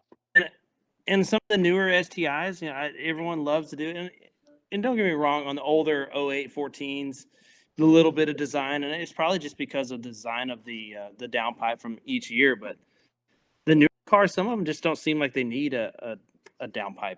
I mean, you can make car I did today with the COBB intake, and he had a catback on it. And it 305, and I think it was 333 or something, 335 torque. That's pretty strong. And all it has an intake on it. I mean, and a catback. I mean, when Granted, you consider, well, just like I said, when you consider the It's fact different. that I'm running a downpipe and a bigger fuel pump and all this other shit, and I picked up 6-wheel horsepower and 27-wheel torque over that guy you just tuned. That's not a big. That's not a big lift. You know what I mean? For all that extra work. Right. And I tell guys that too. I had a guy, I don't remember how long ago it was, but maybe last year, and he put a downpipe on his car. I just wanted one, and we did a pull on the dyno, and it did a little bit more out of it. Yeah, was it the cost? For the cost to the gain, was it there? Not really. Right. On the older cars, yeah, because it's just how it was. But I mean, I've got guys running the COBB 20G with the stock downpipe, making good power still. It make more with an aftermarket downpipe, yeah. Is it a possibility to do that right now? No. Right. So it's kind of one of those, risk reward games of which way we're going to go now. Right. And there's definitely ways that we're going to be able to make stuff happen. I mean, I like to win. I like to win and make cars go fast and have fun. Right. Yeah. So, and I like to have customers that are happy with, going out to drive their car. And if there's ways that we can make it work within the, what we have, then, we're going to figure out a way to make it happen. So Right. I just don't think that everyone just needs to go sell all their cars and quit the game. I mean, that's just, why are we going to quit? That's not fun. It's short-sighted, right? But just really interesting thing that you said that I want to touch on is you said you like fast cars, but you tune Subarus. So like, how does that? I'm just kidding. I'm just kidding. I'm glad you said it. We're allowed to take the piss out of our right. Like, I think it's really important that when we talk about power, and I also want to make it clear that Travis doesn't just tune Subarus, but like, power in the Subaru game is different than power in like any other fucking car community. Because we're fighting. My wife has the fastest car in the household right now, so it's okay. What does she drive? M3. Yeah, I rest my case. Bone stock? Guess no. Well, it's got some stuff on it. Okay, there we go. No, come on. I wanted to make. We did an intercooler on it. And he tuned it. The hard pipes, and then I tuned it. Yeah, that's all it needs. What I put down? Right. It does like on pump gas, I think 430 and like 490 foot-pounds of torque, and then there's the E30 tune in it that does like 460 and 540 foot-pounds of torque. Oh my god! Great. All you have to do is spend another DCT box in it, so it just rows gears and I'm selling the STI. Yeah, it'll run everyone over. Here's the thing, though. You just got to spend another 30 grand up front to make up for the 20 grand that you put in your car after the fact. yeah. And, I love. Don't get me wrong. I love the Subaru. I've had many different Subarus, but that car is dumb. Yeah. Yep. Even put mods on it. All new modern cars, even like Timmy's car. Timmy's got an S4, right, 2019, and this fool throws an ethanol fucking sensor and like at it, no problems, no bearing problems, nothing. I mean, the only thing that BMW with the S55 has the issue is the crank hub, which I just put the upgraded crank hub in it. Well, it's like some BMW engineer must have been cracked out of his mind. Well, it's BMW. They're always cracked out of their fucking mind because they were engineers. Anything with an M badge on it is just going to be absolutely or a Porsche asinine. or a Volkswagen or an Audi. Well, they're like, all a bunch what of was fucking it? morons. Like the V10 M5s, like the oil pump bolts would just back out. Yeah. and then the oil pump. They would held just, the crank bolt on, which holds the Somewhere. crank gear to the the cams. right. It's held on with a friction disc that has diamond dust on it. What kind of drug addict was What? thinking of that day? That's the one What? thing that I course. will. Yeah, that's the one thing that I will say, and like people will Yeah. have the the BMW versus Mercedes fucking argument into the ground. The one thing that I will say about AMG cars is that AMG cars are high performance vehicles and they have hand built engines and all this shit, but they're repeatable concepts in the way that Yes. Mercedes develops them. BMW is like, what? This is the craziest shit we can put on this fucking car, huh? Yes, Diamond dust. right. Diamond Well, dust. it's like on- they right? excelled what? at everything on that engine, and then we got to the front where we're gonna bolt the crank on the hub and everything. We're like, well, we're out of money. We'll just put this shit on there. That'll work. Yeah. Right. I had to lay it on a shelf from some old race car. Fuck it. Throw it on there. Yeah, it's fun. And then when you go to try and buy the parts 5 years later, it's like, $5,000. just go and listen. All I'm Take it saying down is, to have a company that can just put the new crank hubs in them, and then you don't have to ever worry about them. And then those Yeah. cars will make, depending on what you put on them. There's guys with stock motors, 800, 900 horsepower Yeah. all day. Yeah. Don't care. well, it's just like the 996 Wow. turbos with the IMS bearing issue, right? It's like, Yeah. Turbos didn't have that. what very was problem. was it the GT3? No. Turbos and Mesker motors do not have the problem. It's the everything standard else has a problem. 996. Standard, so Carrera, whatever, right? But it was like, oh hey, at around 50,000 miles, this issue will present itself and grenade the engine. But if you handle it up front for $6,000, you never have to worry about it, right? Or was it like less than that? Add a 1 in front of the 6. 16? It's like 10 grand. Yeah. All I know is that when I was working in Tesla, one of our engineers drove a 996 and Teslas. he did it in the shop by himself. Yeah. I mean, if you want to yank tranny, clutch, flywheel, He literally just dropped the pull the- entire rear subframe out of the car and did it on the you ground. could do that too. It's faster. Yeah. Drop the transmission, pop the bearing out, press a new bearing in, put it all back together. Good to go. Yeah. I want But you're talking about you're talking about a shop that's designed to work on Porsches. I'm talking about a shop that built jalopies and like shoved True. them off as luxury You electric. got a fucking rack. That's all. That's the only difference. Come on. We also had a $10,000. This is a really ridiculous statement to make. We had a $10,000, maybe more, steel plate. Actually, it had to be more. It was about 1.5 feet thick, and it was a steel plate, and it basically had a grid grooved into it to where you could mount fixtures to it. And there's one guy on the whole world that calibrates these plates, right, to make them perfectly flat. What the? I'm talking within microns. Like that's how flat we're talking. We had to drill anchors into the concrete so you could offset it, just so that you can build one frame, take points in space with a plotter, and then recreate that frame a million times.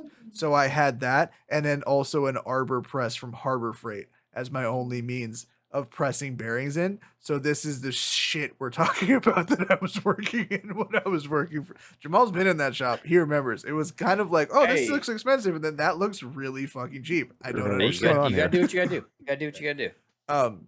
Yeah, it was an interesting situation. But I think the big takeaway here is that this is gonna keep happening, right? Like as the guys with the stupid old inefficient engine, we're probably the ones that are gonna, the companies that make parts for us are gonna have to look at what we do first because dude, my garage smells like gas every time I start my car. And I love your second. And of it doesn't have a carburetor. So there's no legitimate reason for it to smell like that every time I start my car, right? Hey, my car reeks like E85 all the time now. Isn't it great? It's pretty sick.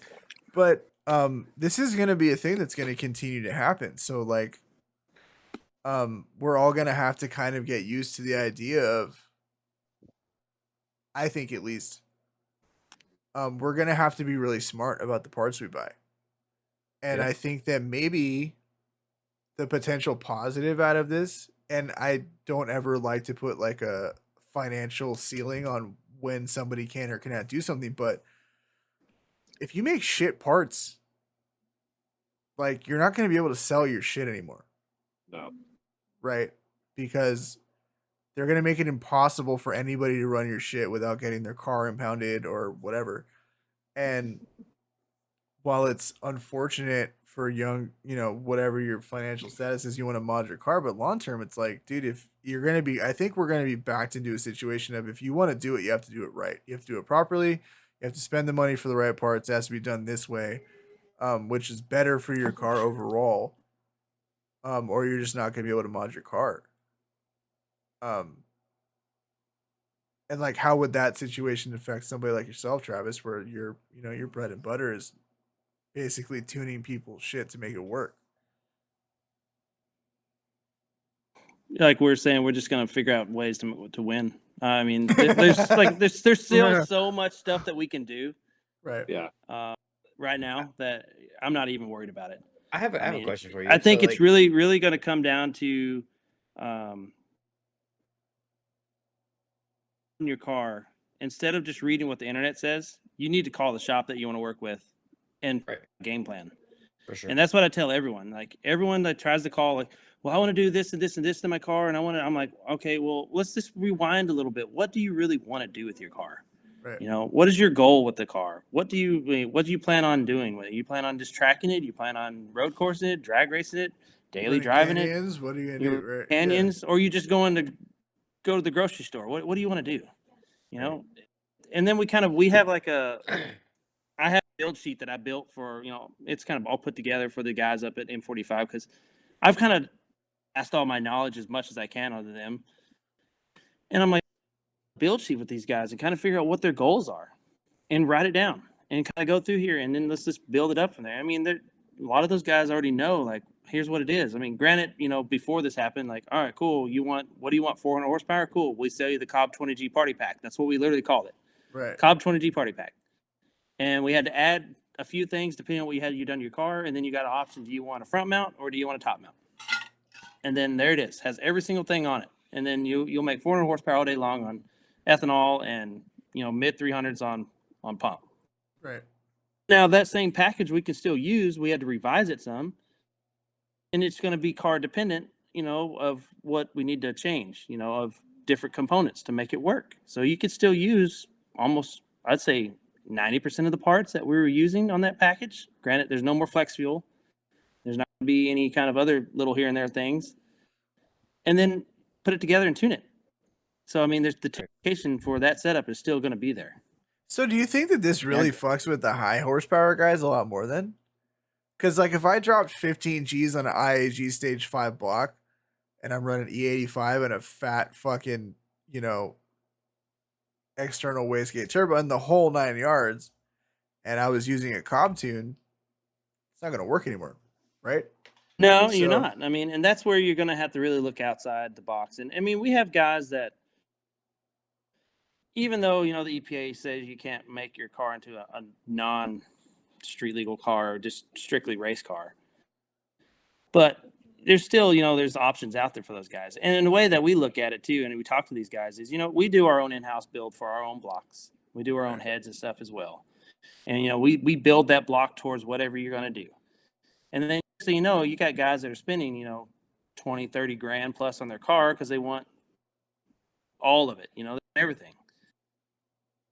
It's just me and what my thinking, granted, COBB was a great solution. It worked for, I'd say, 99% of the stuff that was making big power. Right. But there's still a lot of stuff that COBB brings to the table as far as safety on the engine that, like Motec can or a Link. Yeah. The biggest one, like when we tuned the rally car, we tuned that one rally car. It runs Motec, has a sequential box in it for, rally. It has fail safes built in for oil pressure, fuel pressure, all these different fail safes. If it hits any of those, hey, we're shutting the power down, figure out what's going on, let you know, hey, there's something going on the motor before you just completely tater it and beyond, being repaired. Yeah, makes sense. They're kind of spending that kind of money, to build these big power cars. I mean, spend, the extra, granted it sucks, 65 to 8 grand, depending on what you need to get a real ECU in there for, the newer CAN bus cars.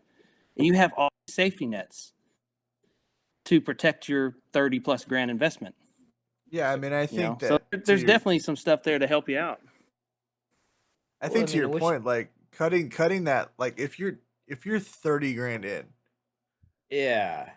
you're gonna really tell me like, oh, I'm gonna pull my punches at the last 6 Gs for like arguably the most important component of the car on any fuel injected, especially turbocharged, multi-fueled able vehicle is the Yeah. computer, right? Like how everything runs together.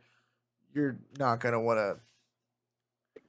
wanna cut that cord. I think that maybe we were kind of in an interesting spot where we had something like an access port. They had so much flexibility and you could do so much with such an for the end user um inexpensive platform. I spent $600, right? I can drop 35 fucking G's on a car, but I can spend $600 and have you tune it to where at least it'll run, right? And I can get Yeah. consistent power out of it and all that kinds of shit. Um it was put us in a unique position, but I think The that value of the access port, what you got, was pretty high. You know, Yeah. right, 100%. yeah. I mean, and the fact that It's all about the ease. It's the easeability of the access port. I mean, I can buy it. I bought a 19 STI. I bought it, the car, plugged in the access port for my 15, which already had my 19 information loaded on it from a software update I did, and was able to load stage 1 tune into it without doing anything, and it Yeah. fixed the 4,500 RPM fucking drop off that Subaru is notorious for. Like, for 600 yo, that bucks. shit used to fuck with my first STI. That shit fucked with me so hard. It Yeah. was such like, a weird feeling on a bone stock STI, which is But like, what the fuck? now going forward, I mean, like, yeah, there's stuff we just can't do anymore, and Yeah, unfortunately, I it sucks. mean, But like Travis is saying, 95% of the shit that he could do before, he can still do. I mean, like, I that's think it's that's cool. I'm honestly like, it's interesting to hear you, Travis, say things like, "Hey, a downpipe doesn't do as much as you think it does," or like, "This doesn't do as much as you think it." As a Car, prime example of that. well, like as a Subaru guy, we're programmed to like these are the mods that we do Yep. because these are what I know makes power, That goes like as the we stage, call it. the stage package, right? The stage 1 was an intake. We're the stage only guys 2 that stage that hard, for Yeah. the record. Stage We're the 2 only was an intake tune and a downpipe, and then Nobody you had, stages like Subaru and then you guys added stage, bro. injectors, and you added a fuel pump. Right. Like, it's just like Dude, it's in my Adding- fucking Instagram bio. Go look at it. yeah, That shit. but like, you know what I mean? I It's remember like, buying my 03 and like that was like, oh, what stage are you? I'm like, I have no idea. I got all of this shit done to it. Like, it's But four. but you know, it's stage what's 4 funny, plus, you guys like- bring that up though. You bring up the stage package. You gotta hand it to Cobb though. it's genius marketing. It's genius marketing. It's like Yeah. going to like, you know, Burger King or McDonald's. I want the number 2, number Yeah. 3, whatever. It's prepackaged, ready to It go. is. Hey, It's a hey, You know, but and it's prepackaged so shit out of it. budget level No, power. and nobody That's capitalized on smart. that like Cobb did. Nobody Yeah. capitalized on that like Cobb did because But you look get at a what Cobb's EQ is 3. You doing. don't have to guess on what you're getting. Say, No. I got this much money. I Dude, want to make this much power. Okay, you can get one of these, There two was or a- three. There you go. there was a very brief moment, and when I say brief, it's in the grand scheme of things. There's probably an 18-month period after Cobb released the titanium exhaust, and they do a full catback titanium exhaust, where you could spend like $8,300 and have everything you needed, minus installation time and tune and all this other shit, for a 400 horsepower car. You could just buy it. Oh, it was plus the They sold turbo. that package all the time. Yeah, well, you still had to buy the 20G, right? But they would sell you basically that- everything else, and then you need a 20G installed and tuned, Pack and it's was 400 like, horsepower. that was the exact amount, but car in bone stock with nothing done. Yeah, You know, you needed the exhaust. It was, you know, we put the whole Cobb package together because if you added up every single individual piece, like in that flex fuel package, yeah. by the time you got it added up and if you bought the package, I don't remember. It was like thousands, you know, $1,500 that you saved if you bought the package. Yeah, it didn't make any So the sense. way that I looked at it, I would tell guys, I was like, look, I can buy you this whole package and put it all together, and it's going to save you, say, $1,600, whatever it was. You're basically getting the Cobb 20G Turbo for free. Right. That's a really good way to put. Holy shit! Yeah. Yeah. You know, And it's just So- like as long as you're cool, And this is a thing where like, and you'll hear guys like Matt Farah, who we've talked about on this podcast before. He runs the Smoking Tire podcast. He's kind of a douche, but he's driven a lot of cars and he has a lot of good insights on vehicles. And he will tell you that Smart. you can drive a million different tuned STIs with all different variants of part manufacturers, and they're all within fucking 1/10 of each other, right? For different levels of power. So if you're just trying to get the job done, it's like, yo, this works. This shit works. It'll cost you this much. And no, you're not going to be ordering this part from this manufacturer. Or you're not going to be ordering JDM parts. You're not going to do any of this shit. But it's like, dude, if you have 400 fucking horsepower that I can tune you every day and it'll drive and it'll work reliably, just like go fucking buy this shit and get on with your life, right? Like, But their there's- logo sucks. Yeah, but it works. but it looks like It it's an works. old 1940s milk crate. I know it works. Yeah, I mean Little bit. that's really what it is. I mean, Little yeah, bit. it's Little bit. really what it is. But I think the number one thing that I'm taking away from this episode, which I was hoping for, I was cautiously optimistic that bringing somebody like Travis on would give us some positive insight, spin the whole situation in a positive way, because so much of the community Just was joking, real. dude. Just go sell your car, dude. It's over. He's with. like, "It's a piece of shit." He's like, I've already sold the shop. I won't even be there tomorrow. It's done. It's a wrap, bro. I'm moving to fucking Yeah, it's gone, over Cancun. with. I'll move back home. I'll move back to Texas, dude. Right, he's like, I sold the dyno. I bought like 50 kilos of blow, and I'm gonna sell it in Colombia tomorrow. No, No, but I not think, anytime soon. no, exactly. No, you will still be able to have Travis' Snail Performance in Auburn. Tune your car, build your cars, guys. Have fun. At some point, yeah, the walls are probably gonna close in, and we're gonna be fucked. But I do have a question real quick before we end all this yeah, shit. Have you been ever approached about an electric car? Is there anything about an electric car that you could actually tune, or like, have you thought about that? Just like as Alex said, look, walls are closing in. Have you thought about that next like step to like electric car? Like a Yeah, Tesla? we've Could actually talked Ooh. about it at the shop. It's actually I'll let my wife get credit for this. She actually brought it up one day. She's like, "Have you ever thought about looking at electric stuff?" right? We've like, actually kind of mentioned it, but we're too busy, making 20-year-old EJs right now. right. But Right. we've actually, True. but it's actually come to the point like we've actually have talked about it, because I mean, with Subaru talking about wanting to release an electric STI, hybrid Or, or whatever. but- Yeah. and it's even come up to the point where I was talking with, like I say, our dealer manager, and I talk to those guys at COBB, like, dude, I probably talk to those guys 3 or 4 times a week. The Oh, dealer no manager is like shit. a good friend of mine. Like That's cool. I was talking to him, texting him back and forth while he was at Disneyland. He's like, dude, you go to Disneyland all the time. I was like, yeah, dude, you need to go here, here, and here, and eat this place. This place is great, and it's That's just like cool. we have a really cool, like, close family. And the guy lives not too far where I grew up. So I mean, sometimes I go out there, I try to visit him, and we go out to eat and hang out and stuff. So Very cool. because he lives out That's there cool. near the Dallas Fort Worth area. So Hey, But- I'm in the Metroplex, baby. Let's go. I now well, live. you're where like 100 miles of where I grew up, man. So Where'd you grow up? it's the town called Mineola. It's a little small town. I sell 100 miles insurance, east so of I know Dallas. about all the fucking random middle towns in Texas. So yeah, I know where Mineola's at. That's what's up. Grew up, but yeah, I mean, it's I brought it up to him. I was like, hey, man, so electric cars are going to be kind of the thing. Like, what's COBB thinking about doing? Are they going to like try to do something? And he's like, don't know, but he goes, it's funny you mentioned that, because it was brought up in a meeting the other day. It talked about, is there a way that we can access the ECU in it? Because I mean, it's an ECU based. I mean, something's got to control the motors and the power going to it. So why don't we just Mhm. crank it up? I mean, 21 gigawatts, dude. Let's go. 1.21 gigawatts. I think the number one thing Yeah. that you're gonna see tuners be able to do on electric cars, because it's literally a matter of like how much current is on board, how fast can I send it to the motor, right? That's really the only breakdown. Is you're gonna be doing a fuckload of like burnout tunes.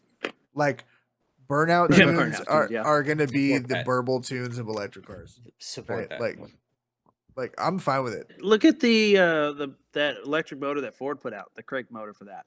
The I mean, Illuminator with an E. Yes. Yeah. I mean, for a whole package deal for what you could get, I mean, It's fucking tight, I'm dude. sure someone's gonna figure out a way to get into that computer and figure out a way to turn it up.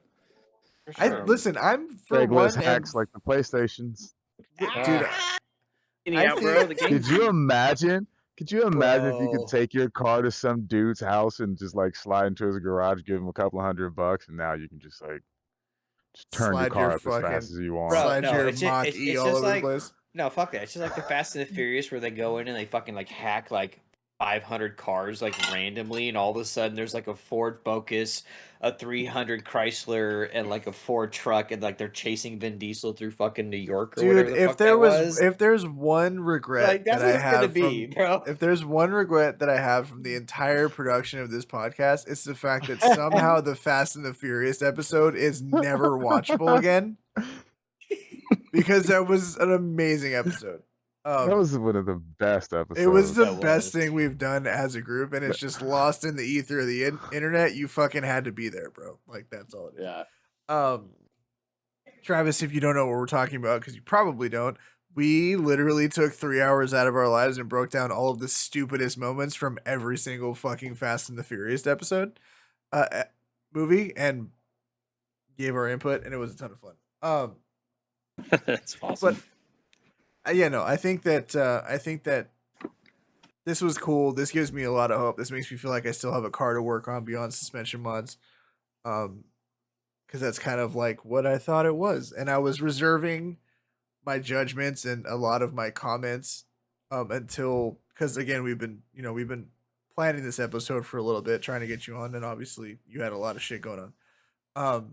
But I was like, I don't want to fucking say anything publicly or say anything or start talking to people about shit until I've heard it from somebody who actually has to do the job and tune the car and like has a really in-depth knowledge, and somebody because like the guys out here all seem like they're great, but like I've never worked with them. I haven't had them work on my car. I don't know their rep. Like Oh, dude, I like, know all you those guys that you went and saw, man. I know all those guys. They're cool. Dots and all that. Yeah, they seem super cool. The dude who Dotson owns Tuning, I know that dude. Yeah, he's Yeah. cool.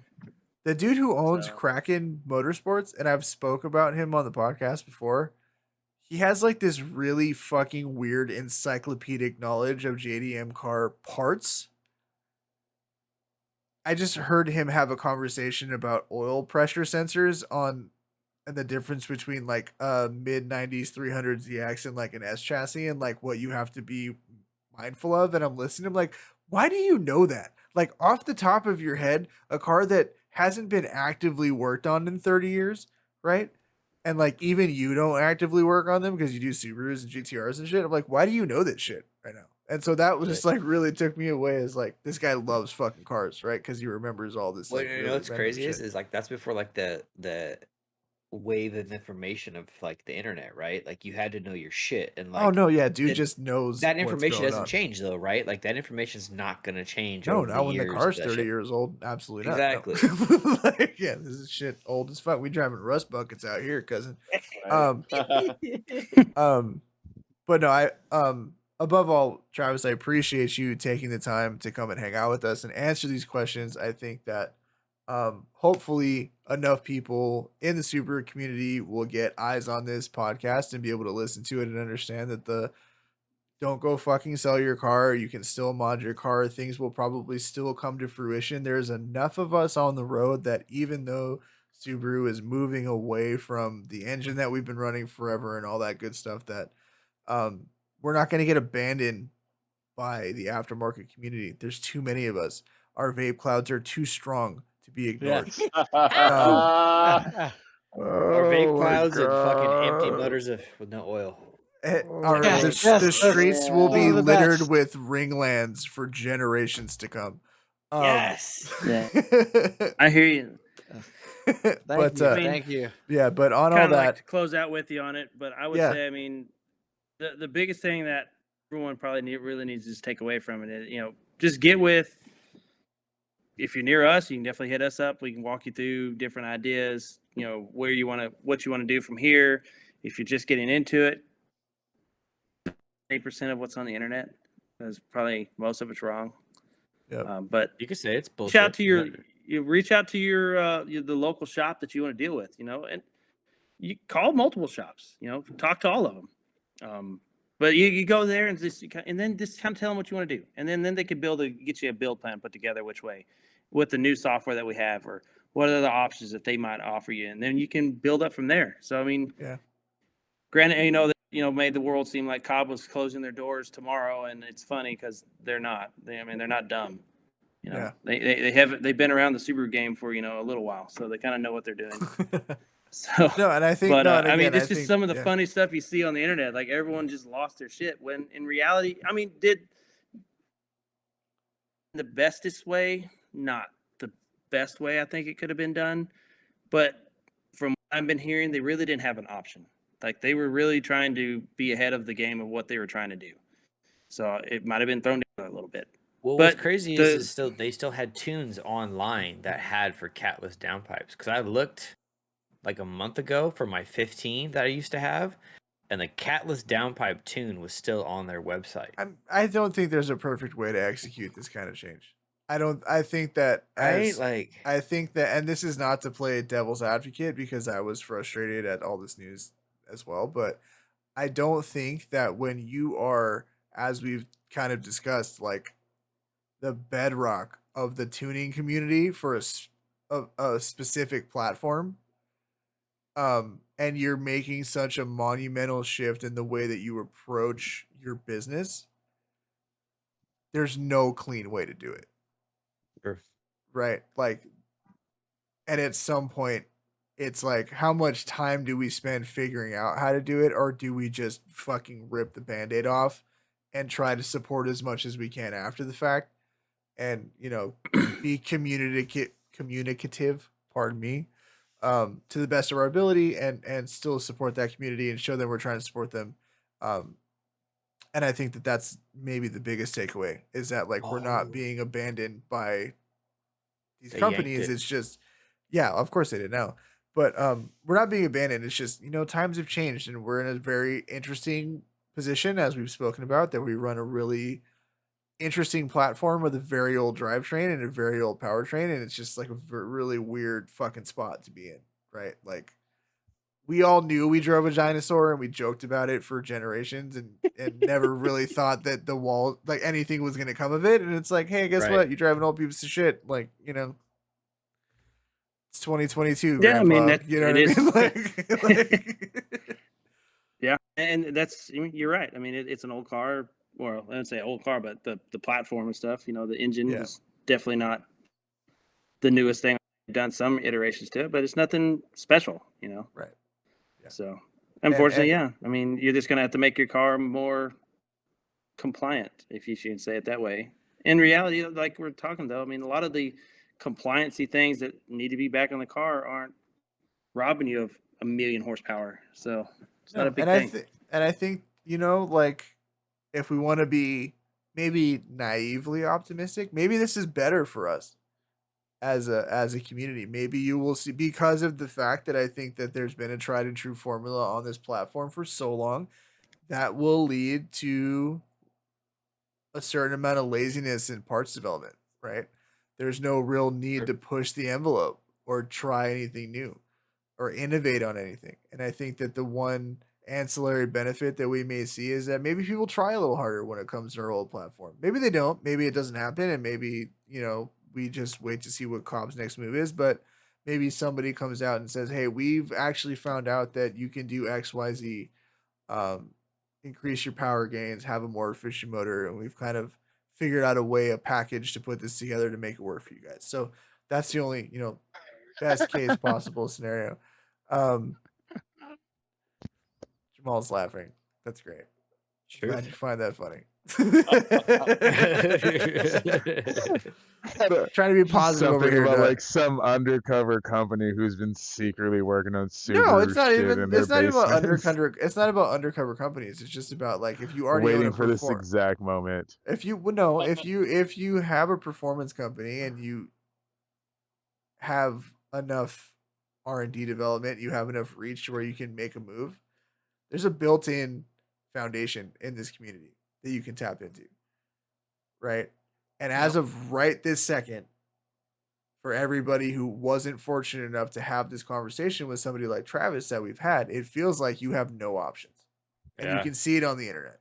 People are like, I'm fucking selling my car. Fuck Cobb. Fuck all this. I had a dude stop me at the gym last week, dog, because I have a Cobb sticker Hey, on my bro, sell your Subaru. car. No, he was like, yo, Cobb's fucking up, dude. And I was like, it seems like it, but I'm talking to a guy a couple weeks and whatever. But like there's a lot of that said. Tell him to watch the podcast. He drives it. Nah, he drives a Ford. I feel like we got enough of those guys around here anyway. You're fucking up, dude. You're fucking up hard. Fucking up hard. Anyway, I don't want to keep Travis too long. He's obviously gonna have a lot of work tomorrow. Thank you so much, sir, for coming on. Thank you for Thank you. taking the time to answer all these questions and really get in depth. If you have a Subaru and you are looking for a performance tuning option, please look up Snail Performance in Thank you Auburn, for my beautiful California. tune, by the way. Yeah, Thank you. my for car beautiful also tune. runs flawlessly, and I've driven it in 2 states and across the country and all types of other shit. And the cars perform great. So cannot vouch for Travis's work enough. Go check them out. Like and subscribe to us. Like and subscribe to them. The world's not ending, but it is going to be different. We do appreciate everybody who was new that was hanging out in chat. There was a lot of new users, and Yeah. obviously, this was an issue I think that a lot of the guys in the community want to talk about. So hopefully this gets out there enough to where people can listen to this and understand that, like, hey, you can still build your car, man. You can still do something cool. You can still have a good time. As always, please be safe, drive safe, don't do anything ignorant, don't perform in sideshows because your mothers will disown you. And until the next time, Yeah, no more takeovers. no more takeovers, no more sideshows. We don't do this. It's 2022. We're better than that. We're out of quarantine. You're not Yes. cooped up. There's no excuse to So be a much dickhead better. anymore. Yeah. All right. Yes. Anyway, Seriously. you guys take care. Drive safe. We'll catch you on the next one. Peace out.